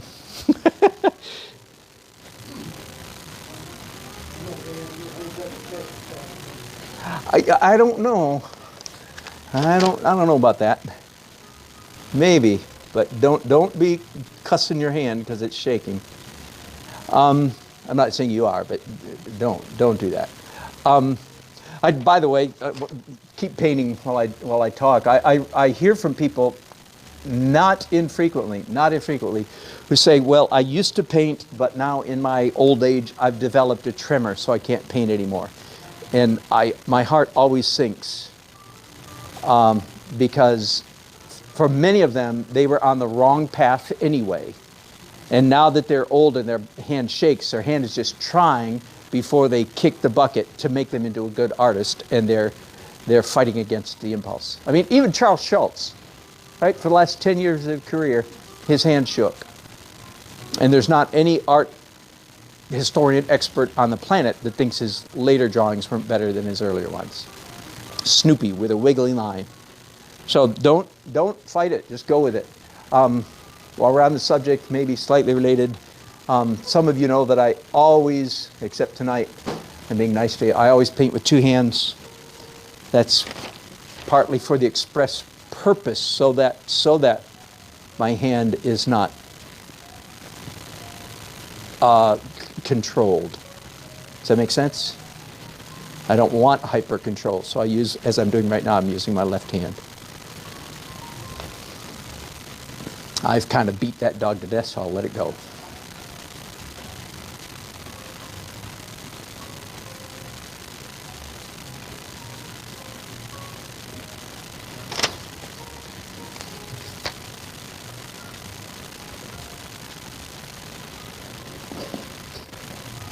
Oops.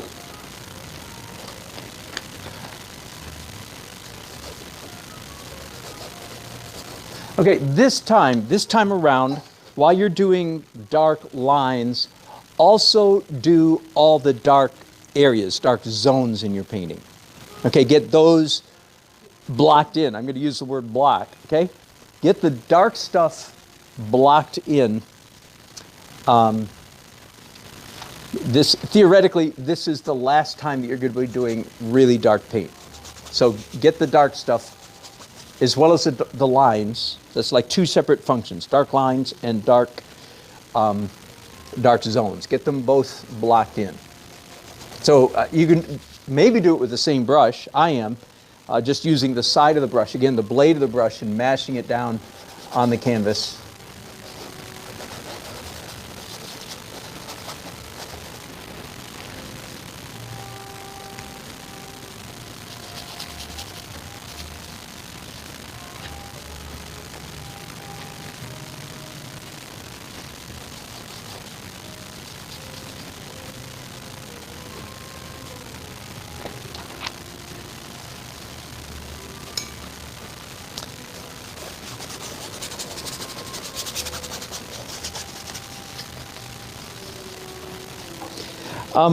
Let me, again, keep painting. I'm going to trust you to listen a little bit while you paint.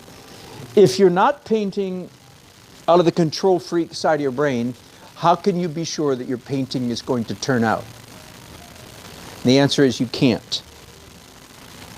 If you paint out of the control freak part of your brain, the control, cautious, careful, stick out your tongue part of your brain, the best you can possibly end up with is a painting that entirely came out of your head. I mean, be a little bit mean, but mean to me too. The best you can come up with is a painting that entirely came out of your puny head. Not to insult you. I'm putting myself in the same category.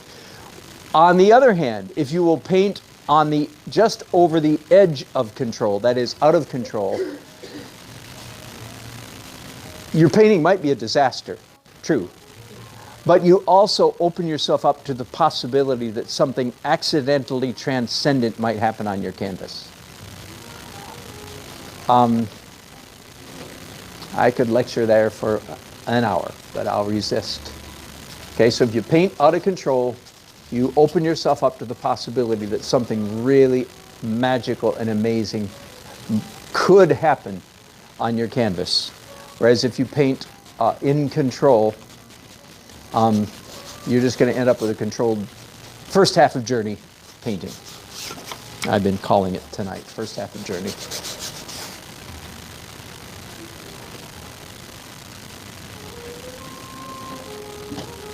All right, I am finished drawing. That's my last drawing, so to speak. You're seeing that I draw a distinction between painting like with a big fat wide brush, where you cover areas, and drawing with a skinny brush, the blade of the brush. I draw a distinction between those two categories. Okay, so finish up there. Let me come around and see what you guys are doing. Good. Good. Yeah, be sure to, very nice. Good job. Good job. Kind of neat. Yeah. But kind of neat. You guys are both a couple neatniks. Nice and messy. Good job. You must be a painter. Good for you. Yeah, good. And your name? Roberta. Have you been in one of my classes before? No. Okay. You're new. Welcome. Good to have you here. Ron? Yeah. You're doing good? Yep. I would like to say, like, Ron's painting, and everybody's is different from mine. Ron's is way more purple. Not to worry. You're going to end up with a more purple painting. Of course, we're not done yet. But it's at that point, what is happening on your canvas is free, is spontaneous. It's kind of like accident, happy accident. So we're all on a different journey. This is not one stroke at a time, follow me and do what I'm doing. As you can tell, I'm kind of throwing you in the deep end of the pool and says, here, make a mess. And we're all going to end up with a different painting, and that's all right. I'm going to lean this back a little bit. All right, is everybody just about done? That stage, that phase? Let me look again and get an overall read on the class.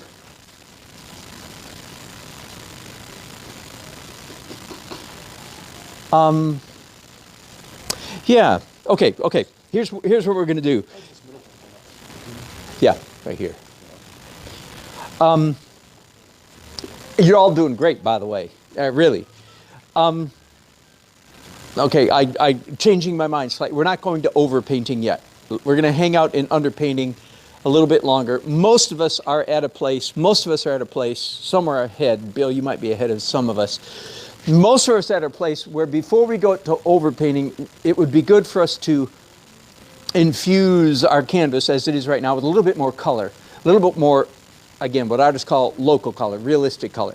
In my case, I could really use some blue. Several of you could as well. Now, hang on. We're talking here transparent color. Transparent color. Okay, oil people, no white. No white. Acrylic people, no white. You're going to stain your canvas with medium and paint. Okay, so I can use more blue. That's the main thing. Let me come around and see what some of you can do. Ron, you could use orange yellow, more warm and more yellow orange. Rod, man, you're right. I get think more blue like me. Your color palette is quite good. More yellow orange, warm. More yellow. Yeah. All right. I'm not going to give more yellow orange, even brown, like not but transparent. On top of that, yeah, big. This is big brush time again. You could use blue like me, Okay. and yours palette's actually pretty balanced. I think blue too. That's dark. Yes, it is dark. As usual. And this is oil, right? Yeah. So can it come off any more than? I just Can- tried it. tend to be a dark person. All dark people welcome in my classes. Yellow, warm, orange. You're pretty balanced. Put shadow behind it. Yeah, sure, a little bit. You could use yellow, orange, blue, I think. Yellow orange. Yeah, yellow, orange here, I think. I think you could use blue like me. Bill, probably a warm yellow, orange, don't you think? And I'm taking a wild stab for all of you. I think, yeah, warm. Actually, warm and blue, both. You could use some yellow, orange down here and some blue. Okay, if you want to watch me for just a minute, you may. I'm going to paint. You don't have to watch me. If you feel comfortable, if you know where you're going, go for it. Yeah, this is big brush time. It doesn't have to be your great big 2-inch brush necessarily, but that's what I'm going to use. Forgive me just a second. I need to clean up my dirty palette. I've run out of places to mix paint. All right, so if you want to watch me, several of you are in a place roughly similar to where I am. I really need some yellow orange. The difference here is it's going to be a little more surgical, a little more, okay? With this brush, if you will. That should be an oxymoron. You can't do surgery with this brush. But a little bit more accurate than it has been heretofore. Whoops, I just got too much paint on my brush. So yes, I'm still painting in a vigorous manner, but I'm stopping at the boundary instead of like I was earlier, just going crazy. Does that make sense? And that might be a little bit much, not to worry. For us oil people, of course, we can always just rag out a little bit. Let me do a little bit more of that. Let me look at my photograph. And then I'm going to come back and do blue on mine. There's blue in the shadow of the boat, on the boat. And many of you, not everybody, many of you could benefit from that. So do you see how I'm painting a little differently than I have been up to this point? A little more carefully. I'm not obliterating like I was earlier. I'm not wiping out previous stuff. I'm sort of coloring in the lines a little bit. Like here, when it starts getting really messy, it's like, okay, let's stop there. Okay, now I'm going to clean my brush. Doesn't need to be perfect, but somewhat cleaner. And now I'm going to mix up. Thank you, man. Now I'm going to do some blue. And feel free, some of you, I said, do this or that color. Feel free to do more than one color. And if my example can be helpful for you, then by all means, follow. Hang on a second. I need to put up some more ultramarine.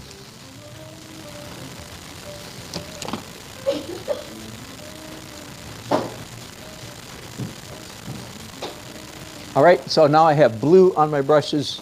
Again, looking at my photographic reference. Oh, I'm not crazy about that blue. Let's change that a little bit.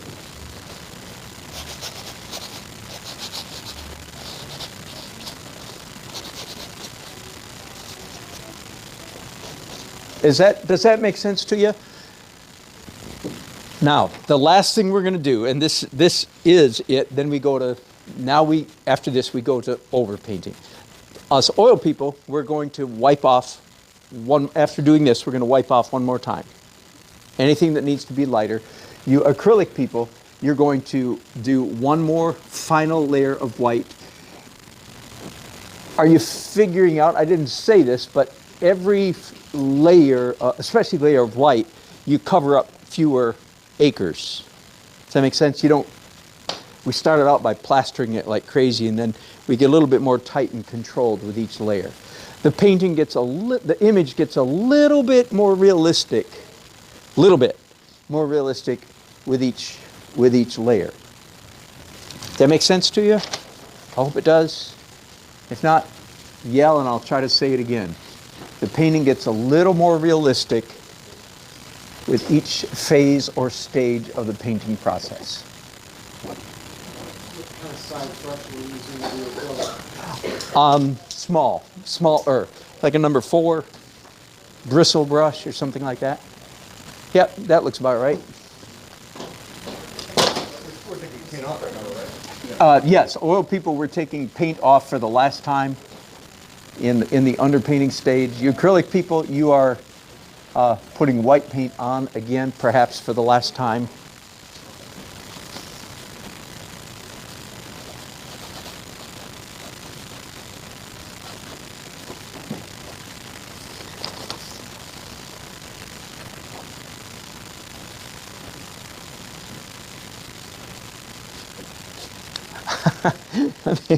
I've never thought of it to this way exactly when I'm teaching a class. I want you to know that I'm sort of practicing what I preach. I don't even know that I'm going to produce like a glorious masterpiece today. About 2 out of 3 times in front of a class, I don't. Now, my average at home is quite high. But when I'm in, but I want you to witness my distress. In other words, I'm not distressed. And I would like you to join me in that state of relaxedness. This is about to topple over. No pressure. By the way, did I tell you, you're probably not going to walk out of here with a masterpiece. Did I say that yet? No. Yeah, sorry. A little bit late. No, you want your money back. That's right. And even I. So and there's something good about that, because if I'm not worried about creating impressing you with a beautiful painting, then you can relax a little bit. That's not what this is about. This is about process, learning, and so forth.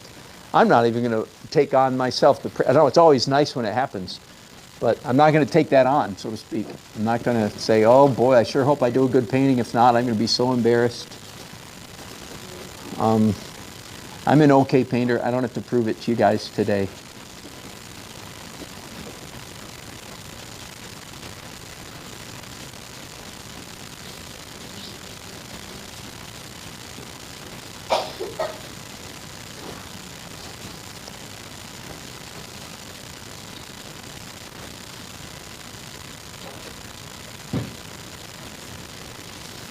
Now, oh, yes, do you have permission to go back and do some dark stuff while you're wiping out? The answer is yes. Okay, you can cheat the system. Like I just realized, oh, wait a minute, I want dark right there. There we go. Whew. Okay, now we're happy.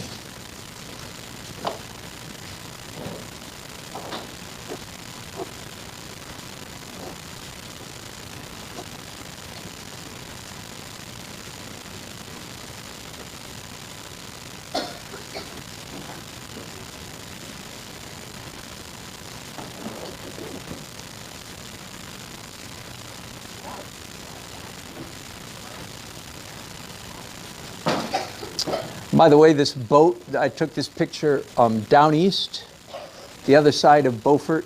If you just stay on Highway 70, and the part of North Carolina called Down East. Anybody been there? It's a fascinating part of the country, isn't it? That's where the Hoyt-Hoyters are. You can actually hear people that still have an English brogue to their accent. It's crazy. First time I went down there about 5 years ago, I wanted to hear this. I've heard about it, ever since I moved to North Carolina. And I found an old guy. He talked like anybody else in North Carolina. A couple days later, I found this 15-year-old kid. When he opened his mouth, I went, oh, I found one. 15-year-old kid. He sounded like he was from London. That's the craziest thing. Kind of a cross between an English accent and a Southern accent. It was the craziest thing. I think the story is they were so isolated for so many years that they kind of retained their own, or developed their own, one or the other, their own language.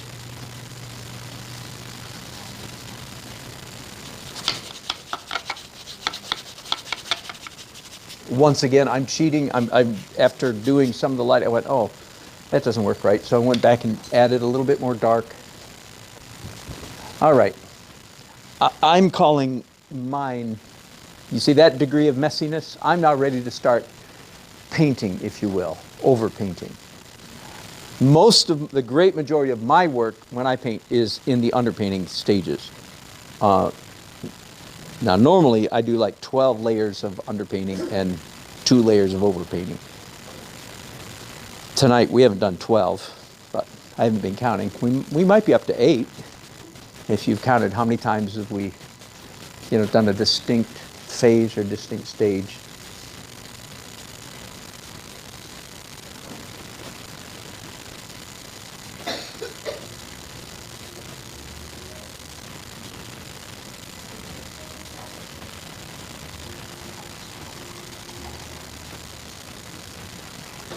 Now, at this point, us oil and acrylic people are pretty much going to converge. We're going to paint in the same manner. At this point, we now add white paint to our palette. It's theoretically for the first time. Some of you jumped the gun on that. Oh, I mean, you acrylic people, you've done white, but you've used white all by itself. Now we're going to use mix paint. For new painters, Bruce, Allison, Carla, for you newbies, most people in our generation, my generation, your generation, most people paint fairly opaque, oil acrylic. They paint like straight out of the tube, they put paint on their palette, and they mix it together, and they put that on their palette, on their painting. That's painting opaque, okay? I want to help you, help you pigeonhole me. Dan Nelson, oh yeah, he's that transparent guy. Now you're only getting a fairly small dose of that. So far, everything we've done, all the colors we've done have been transparent. Acrylic, you've done white. I'm calling that not a color, but all our colors have been transparent, theoretically. So in that regard, I'm unusual in my generation, but I'm not unusual. I paint like all the great painters before 1900. Okay, all the great painters before 1900 painted like me. Layers and layers and layers of transparent and then opaque right at the end. Okay, we lost that in the 20th century. That's a long story. I won't go into it. But so I paint like an old guy, you could say. By the way, I lost a lot of my blue, which doesn't make me completely happy. I'm not going to lose sleep over it, but I am going to come back and add a little bit of blue into it again. Oh, that's better. All right, is everybody caught up pretty much at this point? So we sort of officially declare underpainting is done. The rest of the painting process now is going to be mostly opaque paint. Now, hang on, especially those of you who've painted some already. If I let you go, you will make this mistake. You'll start mixing up, you'll start painting like your old self. You'll start mixing up opaque paint and plastering it on this canvas. You'll cover up everything we just did in the first 2 hours, and you walk out of here saying, well, I don't understand why we did all that stuff, because well, the mistake will be, don't cover it up. Okay, we want, theoretically, only 15% of your canvas should get opaque paint. Now, this is an awfully short class, so we'll do the best we can. Let me try to model that for you. In other words, 80% of your 80 to 85% of your painting is done already. You're not going to do anything to it. I need to model that. But let's answer a question. Where do we start the overpainting, the final stage? And there are 4 options. One is start in traditional, the farthest away object, which is what? The sky, exactly. Start traditional, farthest away, and work forward. Option number 2, start at the focal point and work out. Now, I don't know about you, but in my painting, and I think in the photo, the focal point is the front part of this boat, where it's real light against real dark. You can start there. Option number 3 is start with the lightest, brightest, whitest object, which, oh, lo and behold, it's also the front of the boat. So that's often a good clue. And number 4 is if you need to fix any, like if you feel like, okay, I know I'd like to do the front of the boat, but there's so much of my canvas that is not the right color, I need to fix that before I can proceed. You're okay. I like it, by the way. If you think that's you, I want you to get special permission from me before you start that. Okay. Most of us, we're going to start with the front of the boat. Okay? And we're switching now. Now here's where the oil people are at a slight advantage because we can plaster paint on. Acrylics aren't really made for plastering. They don't plaster. They don't have a thick. But I'm getting ahead of myself. So let's first of all put paint out on our palettes. If you, at least I need to. And before I can even do that, I need to clean off my palette a little bit. I'm usually a messy painter, but I'm not usually this messy. I'm setting personal records. Thank you for your paper towel. Okay, give me just a minute to get out some white paint. By the way, for you oil painters, if you're going to go home and paint oil, all of my titanium white is alkyd, fast dry titanium, because titanium white dries really slowly. So alkyd is a fast dry titanium white. So that's all I bought for the last 8 years or so. And they sell it here. Griffin. Oh, wait. No, Winsor Newton. I'm sorry. Griffin is a sub, whatever. It's Winsor Newton Griffin alkyd. And it's a fast dry titanium. All different. I'm always experimenting with oil, trying. And there's so many good brands out there. It's not even. I like them all. I often buy if there's one on sale. It's like, oh, let's go with that one. All right, are you ready to watch me paint just a little bit? I'm going to use what for me is a medium-sized brush. This is a really cheap brush, number 10, Pro Stroke. Not only is it cheap, but the ferrule is wiggly. By the way, acrylic people, don't ever leave your brushes sitting in water because the wood swells and then the ferrule stretches, then it wiggles. I said to some of you before the class started, they're Pro Stroke brush. It's a Jerry's product. Cheap, cheap, cheap.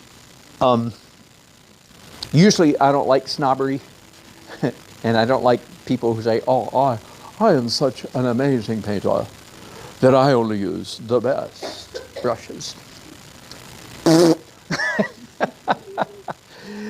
Rembrandt went to his grave, never used a brush this good, and he was a pretty darn good painter. So I do use good brushes, but I also use cheap ones. So anyway, that's how. Knock yourself out if you want to buy all expensive brushes. All right, so I'm mixing up white and a fairly generous amount. Oh, let me show you what I'm doing here. A fairly generous amount of yellow ochre. So do you see that's just kind of a warm white right here? This is what I've mixed up. And I'm going to start here again, looking at the photograph.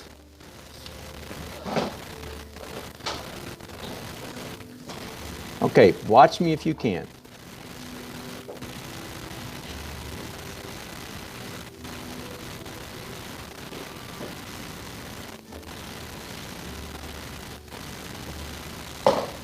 Now, do you use medium? Do you use liquid at this stage of the painting process? The answer is only if you want the paint to flow a little bit better. But everything we're doing in this stage of the painting process is opaque. So acrylic people, no, generally speaking, no medium, unless you could dip your water in brush to make in water.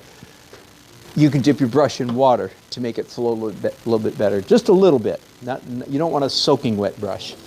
Let me do a little bit more. There's a couple things I want to point out to you about the way I'm painting, and because I want you to imitate me in this regard.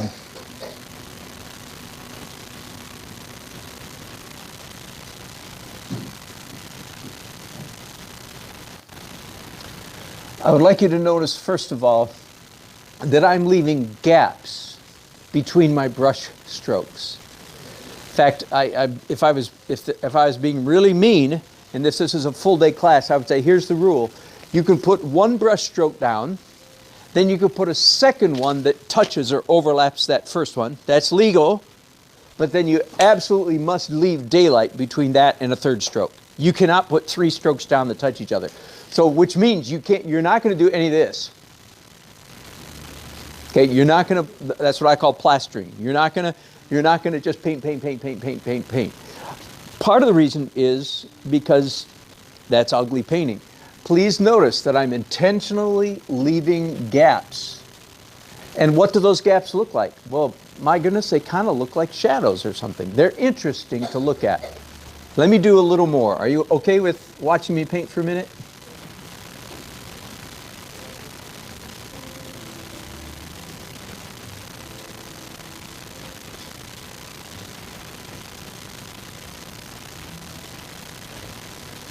Let me repeat. I still don't know if this is going to turn out to be a good painting. If it does, I'll be as surprised as you. Now, my batting average at home is really high, but that's because my batting average here is fairly low because I'm focused more on you than on my paintings. Does that make sense? Again, I'm not apologizing for myself, but I want you to know that I don't know this is going to be a great painting. There's a chance it'll be an okay painting. Small chance it'll be a really good painting. But if it is, what I want you to hear is, I'll be as surprised as anybody. Because I'm not painting under hyper control. Does that make sense? I'm kind of jumping off a cliff, and if I make enough right decisions on the way down, or before, I don't know which of the analogy breaks down, then my parachute will open and I'll end up, yay, with a beautiful painting. But if I don't make enough right decisions, then I'll splat on the rocks.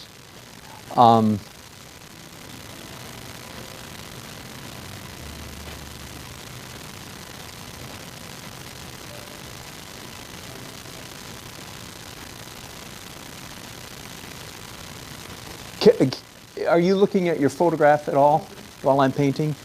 Can you see some of where I'm coming from? Why I'm making some of the marks I'm making?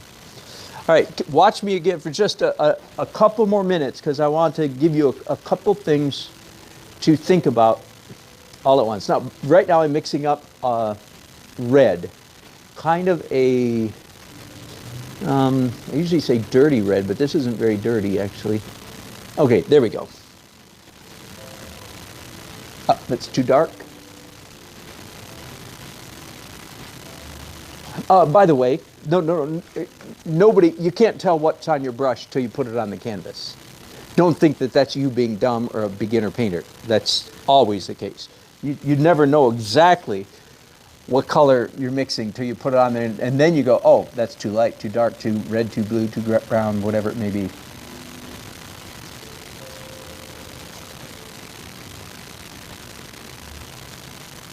I'm going to come back and fix some of I need some darker red in there. Turns out I'll do that in a minute. Okay, let me put this, I'll be coming back to that color later, so I'm going to save that brush and pick up another one. Let me give you one very important principle. It almost always looks good, and that's a pretty big statement. Once you've entered the opaque realm, which we have now, up until now we've all been in transparentville. Are you with me? Now we just made a major transition from underpainting to overpainting. Overpainting is light opaque highlights. Once you make the transition into opaque painting, it almost always looks good, and I want you to watch me. Once you put down a color, like all this pale yellow is all the same color. You may not be aware of this yet, but that is bothering you. The fact that it's all the same color is redundant and boring. It's like, but I'm about to fix it. And here's how, it's a real easy fix. With another brush, I just mixed up, with the same pile of paint, I added white to it to make a slightly lighter version of what's there. And I'm going to come back here and add some, that's not quite light enough. I'm going to add some slightly lighter to what's already there, and then everybody's going to be happy. It won't bother you anymore. Now, I could do this process more than once if I need to. I can come back and do a lighter color even again. But more often than not, just doing it once. So now your eye picks up a slight variation in that pale yellow. Some of it is one color and some of it is slightly lighter, and now it's not bothering you anymore. So that might be a little bit advanced for a one-night class, but it's a real easy principle to get a handle on. So I share it with you. Okay, I'm going to invite you to start doing, if you can, start doing what I'm doing. Start with warm white. What does that mean? It means white with a little bit of yellow orange in it. Yellow ochre, by the way, is my favorite warming color. It's titanium white with just a tiny bit of yellow ochre, or any yellow.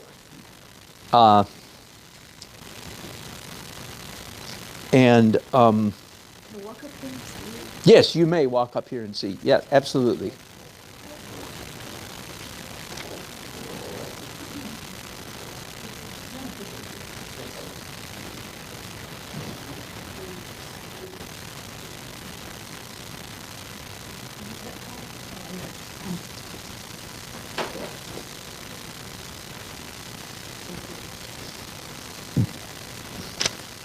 Okay, I'm going to give you a very important principle, mantra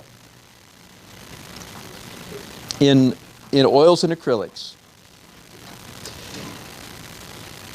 Anytime you want to make part of your painting darker, you do it with transparent color. You act like a watercolorist. A watercolorist gets darker by applying transparent watercolor, right? That's what you do as an oil and acrylic painter too. So you make your paints transparent by using a medium. If you want some part of your painting, any part, darker, you don't use any white paint. First of all, I'd like you to hear how silly that is. Getting darker with white paint. Does that sound like something's wrong with that? Good. Keep that. That is correct. Never get dark with white paint. Never get dark using white paint. You get dark, what? That makes sense, right? Yeah. So you get dark with transparent. And if you want some part of your painting to get lighter, then you use white paint. Oh, duh. That makes sense? Now, here's the way our brains work that would make us mess up. You would say to yourself, perhaps, well, I want to make this part of my painting darker, but only slightly darker. I don't want it black, for goodness sake. So I'm going to add white to this paint so it's just a little bit darker. Do you hear that logic? It's false logic. But that's why we end up doing it. I want to make this just a little bit darker, so I'm going to mix white with this color so it's just a little darker. If you want it darker, you mix medium with it, not white paint. Okay, does that make sense? Okay, if you want any part of your painting, let me demonstrate it for you. If you want any part, I'm not going to demonstrate the wrong thing because I don't want to completely ruin the painting on purpose. But let's say I want the area right above my boat to be darker. So I'm just mixing up any combination of colors. It hardly matters what they are. And with liquid, with a medium. So it's transparent. See, so that looks okay. If I did this with opaque paint, it would be muddy, muddy, muddy.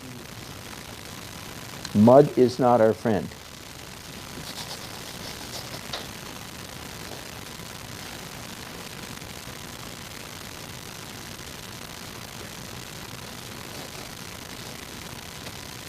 And I don't think my painting is going to be particularly good today.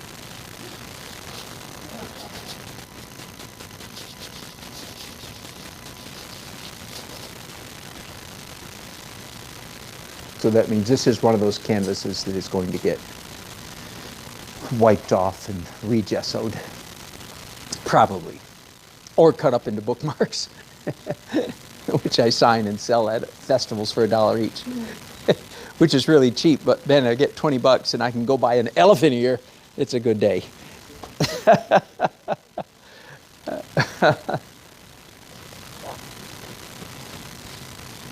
So right now I'm cheating the system, so to speak, because theoretically I was supposed to be done with all the dark stuff a while ago. Theoretically. Does that make sense? Theory schmeary. If you need to make something darker, go ahead and do it.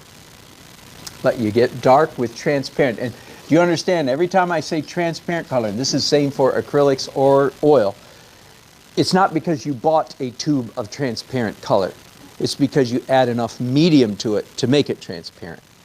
Now there's some colors that, like yellow ochre, it's not going to get transparent no matter what you do, because that's as opaque as white. And some of your cad yellows, all your cad yellows are also very opaque. you'll discover they don't get transparent very well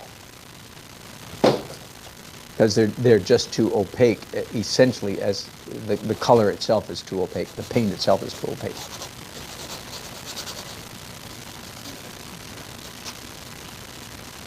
Oh, and I said a while ago I discovered that my red,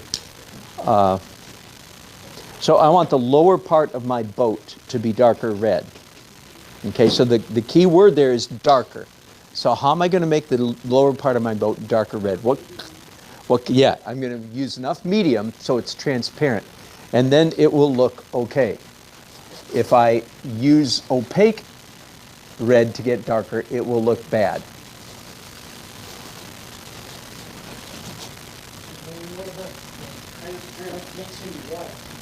Yeah, don't use it. Right. In fact, some paint company does sell a tube of transparent white, which should be a joke. The tube should be full of air. But anyway, what they mean is translucent. But anyway, they weren't English majors, evidently. While I'm on the subject, what about zinc white? Let me just give you this real easy to remember. What is zinc white? Just remember, zinc is weak. And titanium is titanium. Titanium is strong. Zinc is weak. So don't waste your money buying weak white paint. You just need to use more of it to accomplish less. So buy titanium and use less of it and save your money. And I'm sure there's some brilliant artist somewhere that uses zinc white to great effect. You don't like zinc white? No, It's just a waste of money, in my humble opinion, which is open to question and fraught with ignorance. That's my opinion at the moment. It has been for the last 40 years. Don't buy zinc.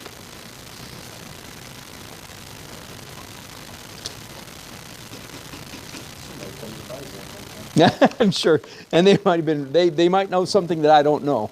I can't see any reason to buy it. Often people use it as a mixing white.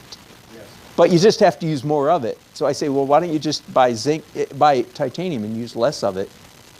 Anyway, like I said, I'm sure there's some brilliant reason that I'm missing, but I'm not really sure because there are a lot of things that are in the art world are because of tradition. You know, people used zinc white 100 years ago, so they think they should use. People think that we should still have it available. Blah, blah, blah. I may be right or not.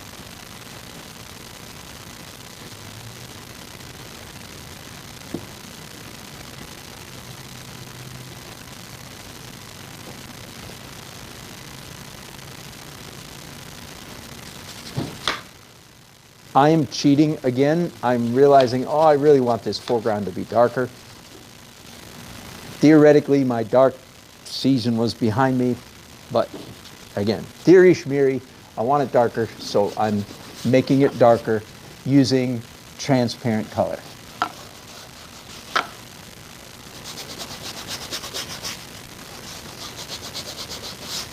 By the way, if for any crazy reason you like the way I teach, then you can subscribe to my YouTube channel. If you don't like the way I teach, let's just keep that between you and me. All right? Anybody here want me to come and look at your stuff? Or are you hoping I don't? Okay. Let me come around. I'll start at the back.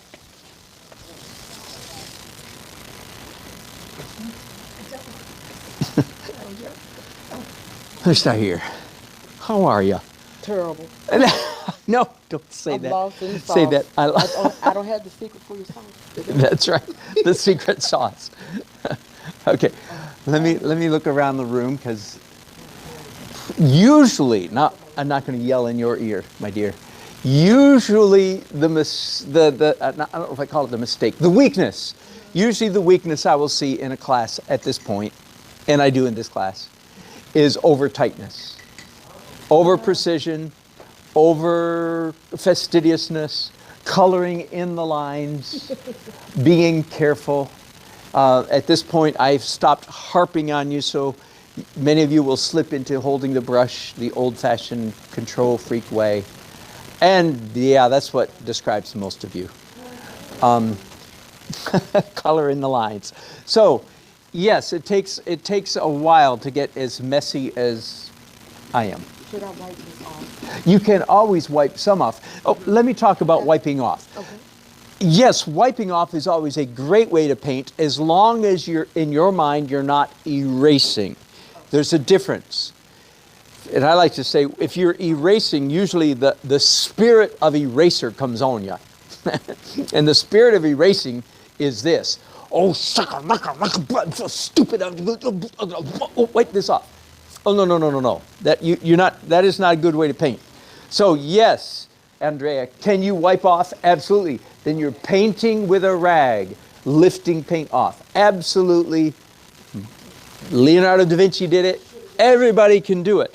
Just don't let yourself go into Grumpyville and erase. You're painting with a rag, so you take off a stroke and you look and you wipe off some more and you look and you make interesting marks with your rag. Okay?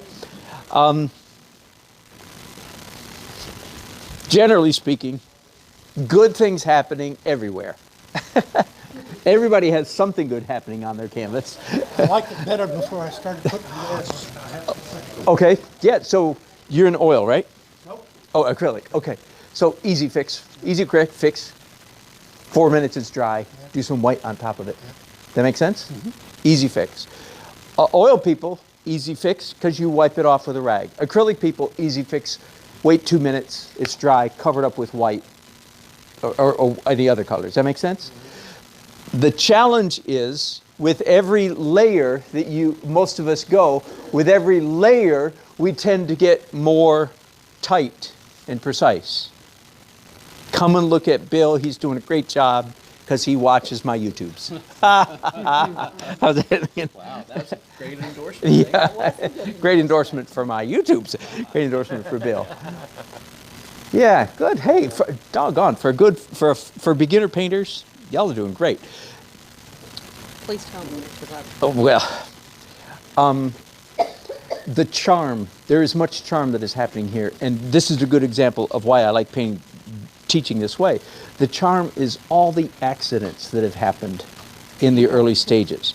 And what usually happens is at this stage is you start covering up too much. Now you guys are actually doing quite well and being restrained, you see, and not plastering. So kudos to you. Continue to do whatever you want, like the pillar, some of the stuff that isn't drawn yet. You can use a shadow on your boat. Dark shadow, go back to transparent stuff. You've got a good shadow, but there's nothing holding up the boat, so you could think about drawing some of those posts and pillars. This one side of the shed is in more shade than the other. You could do some Now, I'm yelling in your ear, Allison. No. Alice, many of you have some part of your painting you want darker, like the shadow side of the shed. Remember, if you mix up opaque blue, that's a mistake. If you're making the shed darker, you get dark with transparent. Is that resonated? Is that sunk in? A glaze, exactly. It's like if you wanted some, and you're doing oil. Okay. For the oil people, if you want something darker, you have to either wait for it to dry tomorrow or lift some white stuff off. Okay. It's easier to lift off some and again, but don't let the spirit of eraser come on you. Just paint with a rag. Start lifting off little bits and thinking while you rub. Where do you see the shadow? Like this side of the shed is darker than this side. So then it should feel like the sun's coming from the left. Okay, so Yep. And this is actually quite nice, even though technically it's opaque blue on top of white. So you got darker with opaque.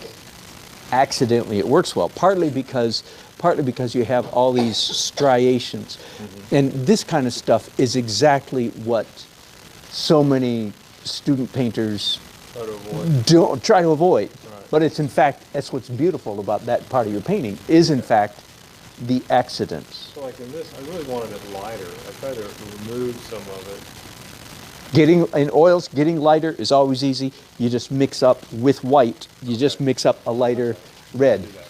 Wiping is a good first step. But now at this stage, Yep. we need to- Yep. For both oil and acrylics, getting lighter is very easy. It's a one-step process. Just add some white paint to whatever color it is and go for it. You feel like you're on a different planet, don't you? I do feel like I'm on a different. Well, You are. wait, Okay, good. First of all, way to go. Just the looseness and the freedom. The charm, yeah, and the charm of what is happening is all these accidents and incidental things that are happening.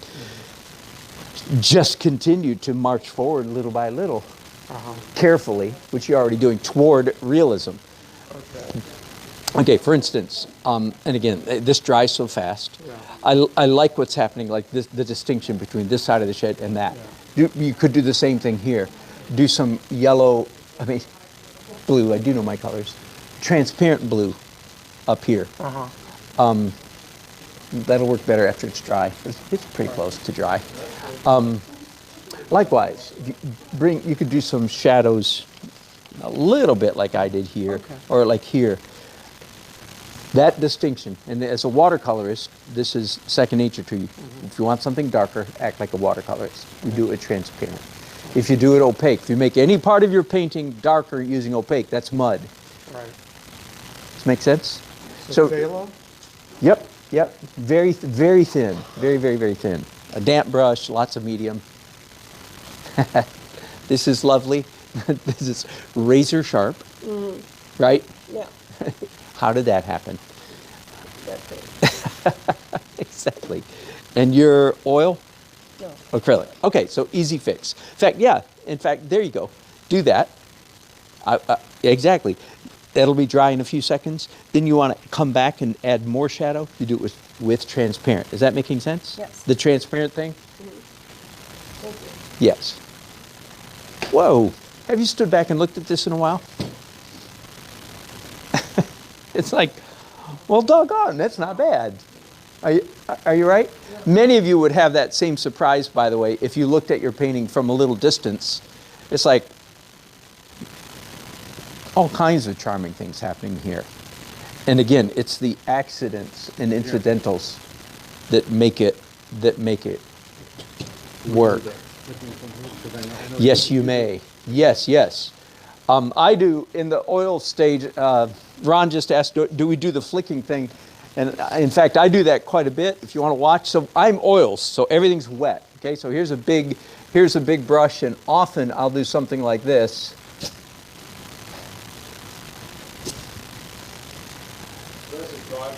Yeah, dry brush, exactly. And now I'm not done. Okay, so that looked cool, but I also obliterated some, a little bit of an edge that I kind of like, so no problem. Then I come back. By the way, I'll do this sometimes, like when I'm doing a street light or headlights on a car, I'll do this process 4 or 5 times. Put on paint, then flick it. Put on more paint, flick it again. Put on more paint, and I'm calling it flick it, rub it quickly. So yeah, there's nothing that says you can't come back and apply more paint after you've rubbed it out, so to speak.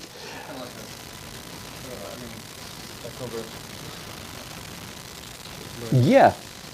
Is this what you just did? Yeah, there. Love it. There. Love it. Yeah. Very nice. Again, I feel like that is beautiful. I mean, you can't pay for that kind of stuff. You can't get that by hyper-controlled painting. Right. You have to be kind of crazy. That doesn't mean, though, after having done it, you can't then come back in and do some control. 2 things we haven't talked about yet tonight is scratching. When in doubt, scratch. Like your dog. You can always scratch. And the other thing is palette knife. That wasn't even on the list of tools to bring, so it's not like you were even expected to bring a palette knife. But the string, the rope, the line that is on this boat. Watch, go like that, and there's a nice. Now it's kind of funny. Why is a straight line? Because that's obviously like extremely controlled. Why is it acceptable in this world of wild and crazy? The reason is because it looks like it was done freely, quickly, easily, because it was. Does that make sense? The fact that it was executed with aplomb, with freedom and a joie de vivre, with a looseness. It looks like it was done that way because it was.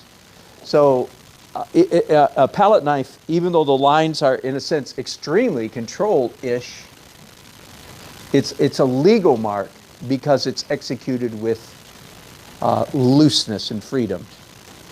Make sense? And of course, because variety is a huge, huge value in the world of painting, coming in and doing something with a palette knife gives you a variety of stroke, of mark on the canvas that is often very pleasing.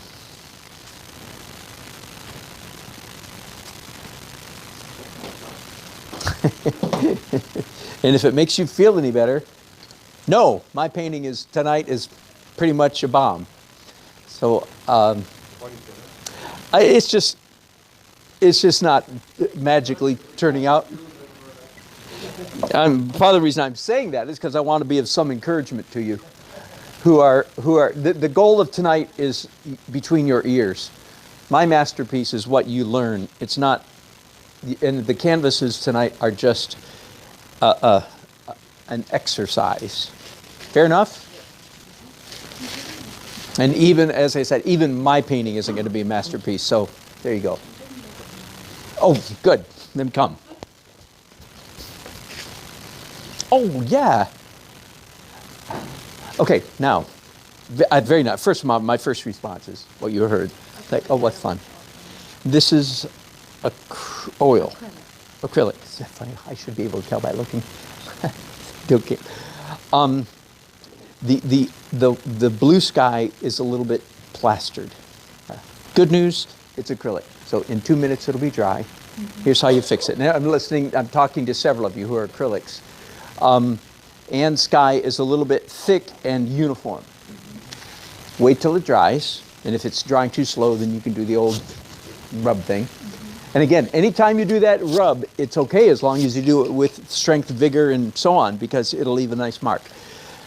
Glaze it, transparent blue, so you're getting darker again, and then come back and do little bits of opaque on top of that. Opaque blue, opaque paler blue on top of that. Does that make sense? Yeah. So that's that. You could do the same thing actually with the front, which I love the front of your boat. I really do. I love the interplay of crazy colors in here. Yours, in many ways, is better than mine. It's more interesting. It's a little bit. It's almost too bright for the context. No problem. It's dry. Do a glaze, a warm brownish, yellow, orange glaze on top of it. In 2 minutes, it's dry. Then, yeah, possibly over the whole thing. And then 2 minutes later, it's dry. Then come back and do some opaque bits on top of that. So the acrylic, you can finish a painting in acrylics. You can continue, I should say, forever, till the cows come home. Glaze, then light. When I say the word glaze, that means dark, transparent color. Dark is a relative term, just darker than what's there. And then light, opaque on top of that. And you can do that till the cows come home. You can inch your way toward realism in acrylics. It's really easy. I do this every once in a while. I finish a painting in acrylics. Not very often, but sometimes. And it's kind of fun because you just get used to it. How do you get darker? Transparent glaze. How do you get lighter? Opaque bits. Does that make sense? And yours is sort of just asking for that. Now, getting something lighter, to get lighter is easy. You just plaster some light on there, some opaque light. Does that make sense? Yeah. But to get it nice and loose the way you do, that's... You're well on your way. Yeah, you're well on the way to loose. Good loose, nice loose. And I need to push this back a bit. I would, a little bit. You might even play with some blue on parts of this. Well, so this, you've got your sun on this side of the shed. That's perfectly fine. You might play around with transparent. Now this mark right here is erroneous because I think, well, yeah, it's dark and it's opaque Yeah. Oh, so it should be dark. and transparent. It takes a while to, so a watercolorist, just whenever you want something dark, go back to your watercolor roots and say, oh, I want it darker. I glaze a color on top. Okay. Does that make sense? Yeah, but it doesn't now remember. No, that's right. That's right. Honest woman. All right, fun. Are you having fun? Good. That's the main thing. Are you having fun? Oh, yeah. Now, what's something's the matter with one of you? You did not come to the same class. Look at you. Your paintings are so different. I painted an airplane, you painted a boat. That's right. That's right.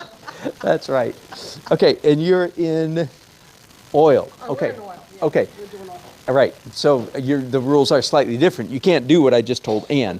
You can till the cows come home. Now you can, but you'd have to wait till tomorrow till all this, or the 2 days till all this is dry. Then glaze. By the way, which is a great idea, you oil people. Yes, on day 2 or 3, after it's all dry, you can come back and glaze over the whole thing, and listen to this. Ain't a color made that don't look better with something else on top of it. which is another way to say putting a transparent glaze on anything makes it look better. That's true.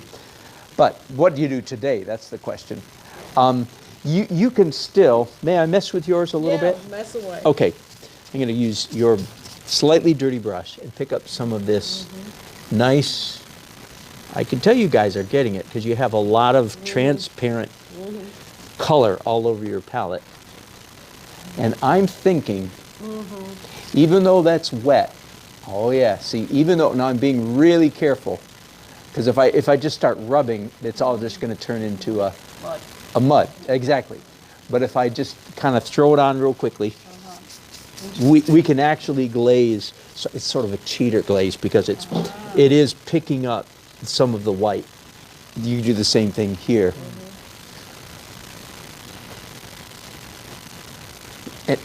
Okay, I'm going to stop there. Does that make sense?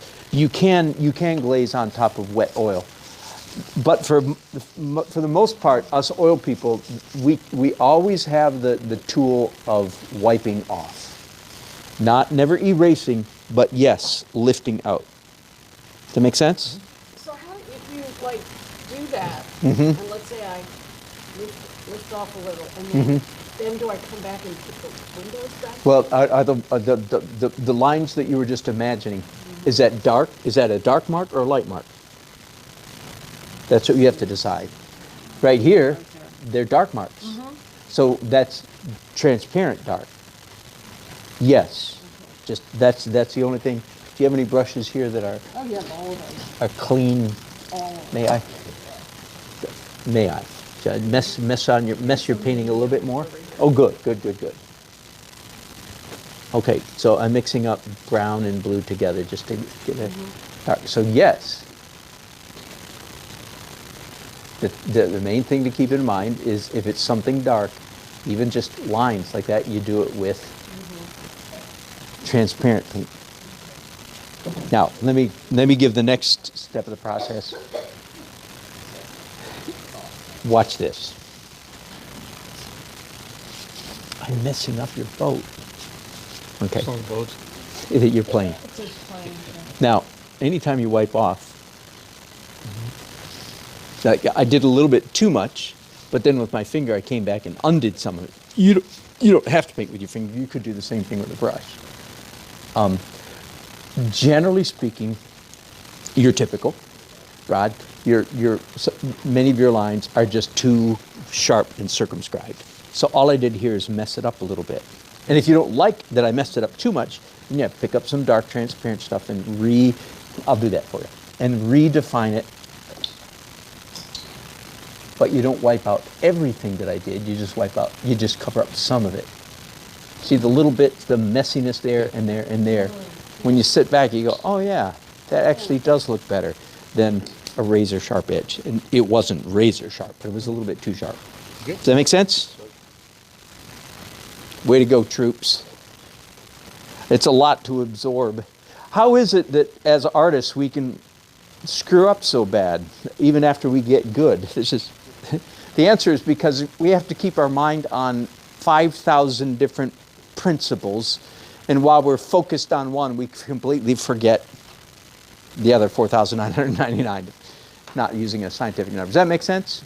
So yeah, that's why we mess up. We, all of us, why we mess up is because while we're thinking very intently about one principle, we forget a whole bunch of others. Oh yeah, that's right. So the more things we can do correctly, unconsciously, automatically, then we can focus on just our problem areas. But I ramble. Let's stop there. Does anybody want to see me do anything? Or do you want me to talk about yours? Do you want me to leave you alone? Okay, Mary. Oh yeah, you're the dark lady. Yes. But then I went back and just did this. Yeah, it is better. Don't know what to do here. Don't do anything. May I? Yeah. What, you probably have cobalt or cadmiums or something in there, don't you? So I don't want to. So I don't want to touch it. I'm just going to mess it up. Oh. Look at in this painting. This painting had a whole bunch of happy accidents. What was all this here? This was nothing. Exactly, paint dripping.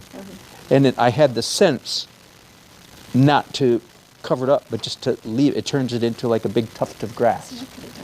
Yeah, exactly. I do like, yours is very moody, but I like it quite a bit.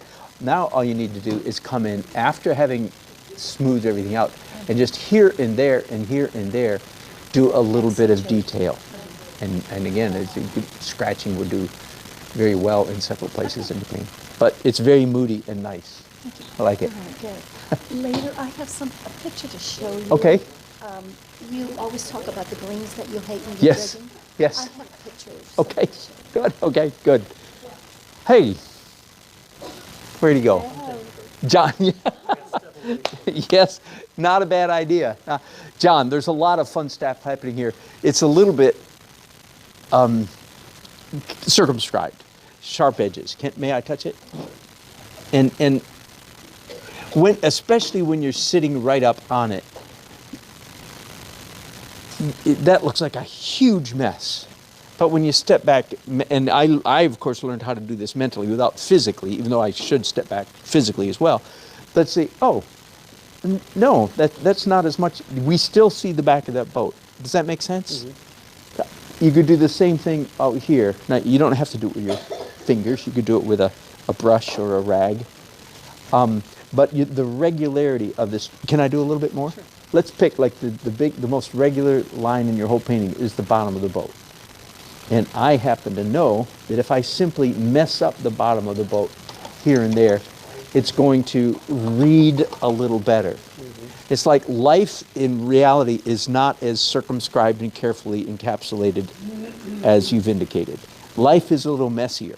And if you look at my painting, I mean, good grief, that's ridiculous. I don't even have the back of the boat drawn. Mm-hmm. Do you see how messy that is? And yet our brain finishes the boat. In fact, that's where a big part of where the aesthetic pleasure comes from, is when we finish the picture in our brain. When you turn this into like a tuft of dead grass, even though it's not, it's just a blob with a few etches in it, but your brain sees grass. Okay. Does that make sense? Mm-hmm. Easy to say, hard to do. And that's right. And by the way, now you know why many people never get into the second half of their journey. It's because it's a lot harder. Realism is easy. It takes time and careful and detail, but it's like doing a jigsaw puzzle. You just sit on your butt and do it forever and it'll get done. That's realism. This kind of painting is not easy. Never easy, because every stinking stroke matters. Okay, first of all, can you find anything that looks kind of cool? Yes, you can. There's several things. Okay, do you need help? Because right now I got nothing. Okay, this pale purple next to those looks kind of cool. These colors all look cool. Everything on the canvas that's an accident looks cool. Uh-huh. The weakest parts, and you are typical, Carla is typical, I'd like to announce it, Carla is typical. The weakest parts are, like everybody else, are the parts you worked at. Because you overworked at. May I? So I messed up his painting. I'm going to mess up yours in exactly the same kind of way. Simply by messing it up, it's going to get better. Now, how do I know, and I do know, that all these marks I'm making with a paper towel, for goodness sake, how do I know that they're going to look good? I've stated the principle. Yeah.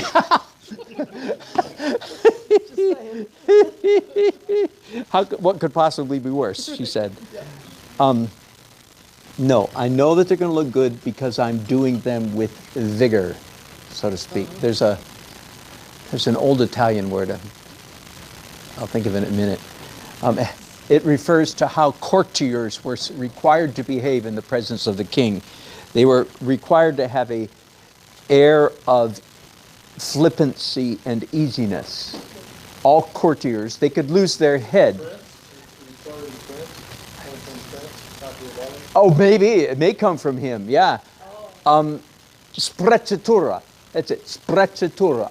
It means when you're before the king, you're supposed to act like everything is good and everything is easy. And when a sculptor came in who carved marble, for goodness sake, which is one of the hardest things in the world to do, he was supposed to say, "It is nothing, my liege. It is nothing. It's like falling into a bed of flowers. It is so easy." That's sprezzatura. And in fact, that also accidentally describes good painting. So how do I know that when I take your paper towel and rub it across your canvas that it's going to look good? Because every stroke applied with sprezzatura looks good. Okay. Does that make sense? Now, that doesn't mean the painting is after I've messed up all your nice, carefully worked out lines. It doesn't mean the painting is finished. Oh no, we still have the freedom of coming back and here and there and here and there, executing a few hard edges. Okay. You're very typical. You're and your nose is in it. You're sitting here, standing here. You're right up close, and you, even though you may not have your tongue stuck out, in your heart, your tongue was stuck out. You could. Okay. And you were feeling, okay, if I can just make this straight line, if I can just make this a straight line, when in fact you should have been making crooked lines. Okay. Isn't that weird? Are you an artist? Are you a painter? I do pencil. Oh, good. So Okay. By the way, and I say that because 100% when you come into a class like this, I know, by the way, in fact, like Patrick, I'll pick on you. Patrick is a very accomplished watercolor. And here, their stuff looks kind of like, welcome to art class. Welcome to painting class. Because I'm throwing everybody way off balance. Of course, he's this new to acrylics. Yeah. You messing around with acrylics, just starting? Yeah. So I understand that. So please, we're not judging anybody how good an artist. We're not even judging how good an artist you are, but what you're doing in this class. Fair enough? Is that all right? This is a learning adventure, not a creating masterpiece. It's lovely. Like everybody else. Yes, exactly. Yes. Exactly. I had this is worth mentioning. I had an experience a couple years ago in a class. I was teaching a class in Florida. It doesn't matter where it was anyway. It was a faraway class. And there was a lady sitting right here up in front, and she was doing what most of you are doing. Patrick, good exception, by the way. Mr. Loose, go man. Most of you are overly tight, fastidious, controlled, right? Easier said than, everything I said about loose and crazy, easier said than done. Let's just admit that, okay? Easier said than done, right? So I picked up her painting and I said, may I, now her painting wasn't quite like this. It was over tight. It was like Roberta's, right? And I said, may I touch your painting? And she said, sure. She was all excited because she knew I was going to fix it. So I'll do this to mine. So I picked it up like this in front of the class, and I went like this with a dry brush. I went like this. And she screamed. Everybody else in the class gasped. And after they were done gasping, I said, no, it's not quite the same as mine, but I said, okay, is her painting better now? And through kind of dumbstruck, jaw dropped open, they all went, yeah. Crazy. Crazy.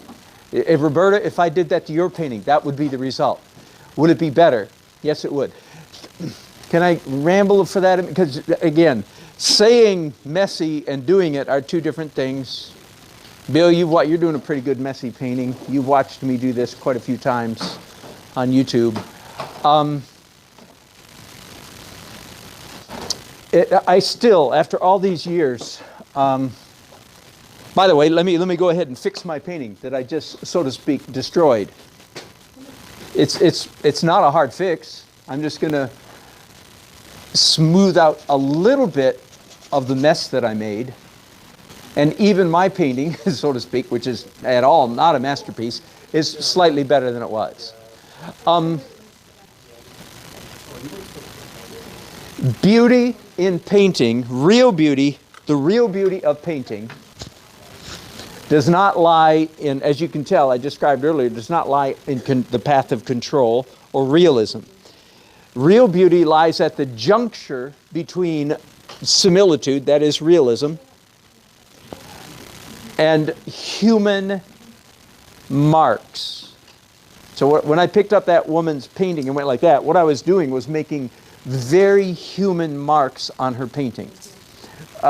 Earlier the night, when I was having you acrylic people take a dry brush and go through your painting, why did it look good? Because it was a very good human mark, executed, if you did it right, with sprezzatura, right? That's like, it is nothing. This is the way I live my entire life. I'm a free spirit. Good painting lies at the juncture of those two things. See, I'm describing now second half of art journey. That's what you discover. It's not when you explain everything to your viewers. That's called realism. We're all impressed, by the way. We all like realism. Even I do, and even now grumpy art professors, they've got themselves completely brainwashed to believe they don't like it, but the child inside them still does. When we look at hyperrealism, we all go, wow, okay? And there's a degree of pleasure in that wow. But it only goes so far, because to me, I describe it, it's an industrial wow. That is, we're impressed by the industry of the artist who took so much time and so much care and, in some respects, so much talent to execute perfectly, realistically. We all get some, but that is not, the greater degree, the greater pleasure comes from, say, a John Singer Sargent painting. Not that he could do a perfect likeness of Madame What's-Her-Name, but that he could accomplish a perfect likeness with brush strokes that went like this. It brings a much higher degree of aesthetic pleasure out of us. And you guys here, you're not seeing me most of the time, but you know how I'm acting out. It's that intersection of the brush stroke that is executed with sprezzatura, to use that word, fancy word, but still looks like Madam What's-Her-Name's nose, if I may, okay? Or in this case, looks like an old rusty fishing boat. So it's the combination of those two. So yeah, if I can encourage you to go down not the journey of control, but the journey of adventure and experimentation. This, by the way, is sometimes what happens when you experiment. If you jump off a cliff, you'll splat on the rocks. Again, witness my distress. I'm not really embarrassed. This is just an exercise, same as your canvas. And in a way, it's kind of nice because many times in a class, I do end up with a gorgeous masterpiece, and then you all feel like dirt, because look what he did. So one of the good things about me bombing is like, oh, well, look, even the teacher didn't do a good painting, and I want you to feel good about it. Hey, Kat, did you catch that?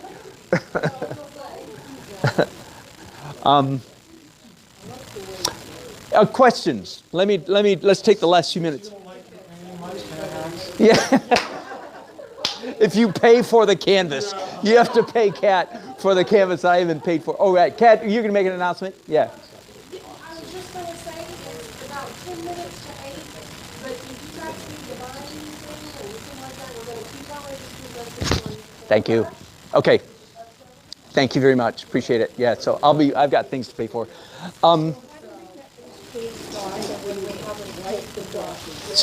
Ann, say that. Listen to Ann's question. Say that again. How do we get the trees really dark when we haven't concentrated and putting a lot of dark up there? And you're in oil or acrylic? Acrylic. Easy. It's dry. You glaze any color you want. Dark green, let's say, for instance. Transparent. That's the key word. If you get that right, everything else. Transparent green. And of course, several greens, not all one color. You know, let it be messy. Transparent makes it dark. Yes. Transparent makes it darker. And white makes it lighter. She was asking about green in the trees, which she hasn't focused on yet. Easy. Right. You don't need green. I like the fall colors, but if you want it greener, you do it with transparent green. White makes it lighter. That's right, and white makes it lighter. Any other questions? If so, we're going to go around in a minute, and I want everybody to say one light bulb, only one, but at least one thing that made sense to you. It doesn't matter how crazy. By the way, the reason I'm doing this is not to make me feel good. It's to cement in your own mind that one thing. Then I want you, everybody. Plus, when you hear other people express things that they learned, it'll reinforce some for you too. Yes? Carla. Katie.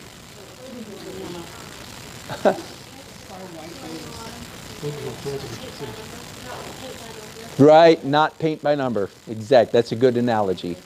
Yes. And the danger, if you will, like traditional painting. Like my dad was a very good painter, very traditional painter. He would take a piece of vine charcoal and draw on his canvas. You know, you've seen that. And then paint. The danger with putting lines on your canvas is once there's lines there, there's a grave temptation to paint in the lines. So obviously we didn't do that.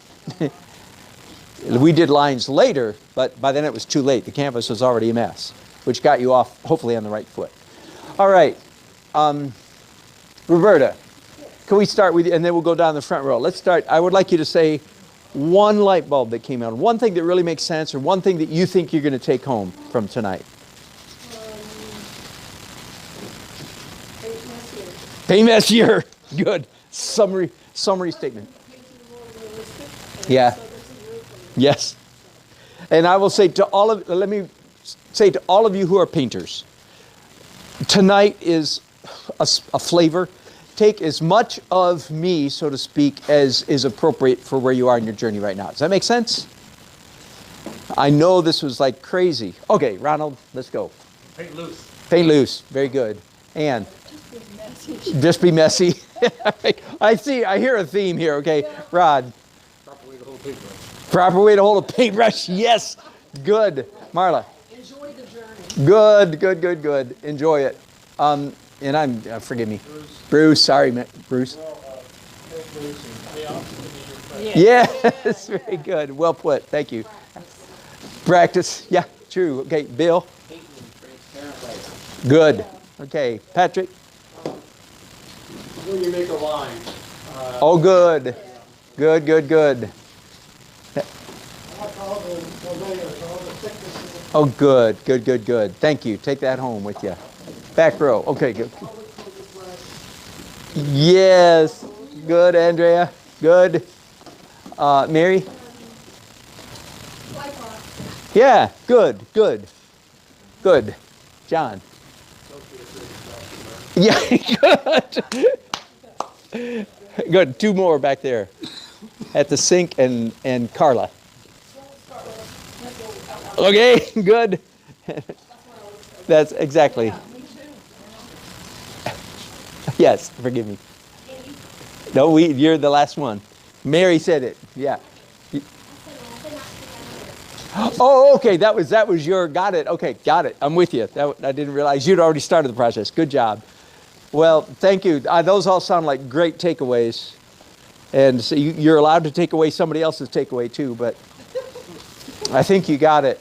And again, if you sort of resonate somewhat with the way that I paint and teach, you're welcome to get more for free on YouTube. And it looks to me like our broadcast has functioned all night, so that's good. Where do we see that? YouTube, Dan the Art Man, or Dan Nelson Art. But if you can remember my name, Dan Nelson. Yes, excellent. Like, can I read? Ron's. Zoe, Z-O-E-Y. Okay, at ATT. ATT. Got it. Thank you. I'll put you on the list, Ron. What should I do with, did you say, is there anything else I can do with that, you said? Your acrylics? No, this is oil. This is Oh, solid okay. oil.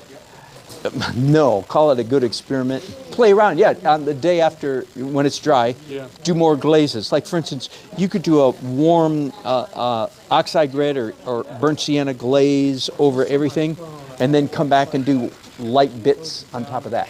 Like bits of, Opaque light, any light color whatsoever. White, warm white, blue sky. okay. Yeah, But red glaze. yeah. Oxide red, which is a brown. Brown color. Yes, So I Mary. can just show you these greens. Oh, good. Here, let me finish this broadcast. Okay. Thank you guys for your chats and comments. I'm going to look at your chats later, but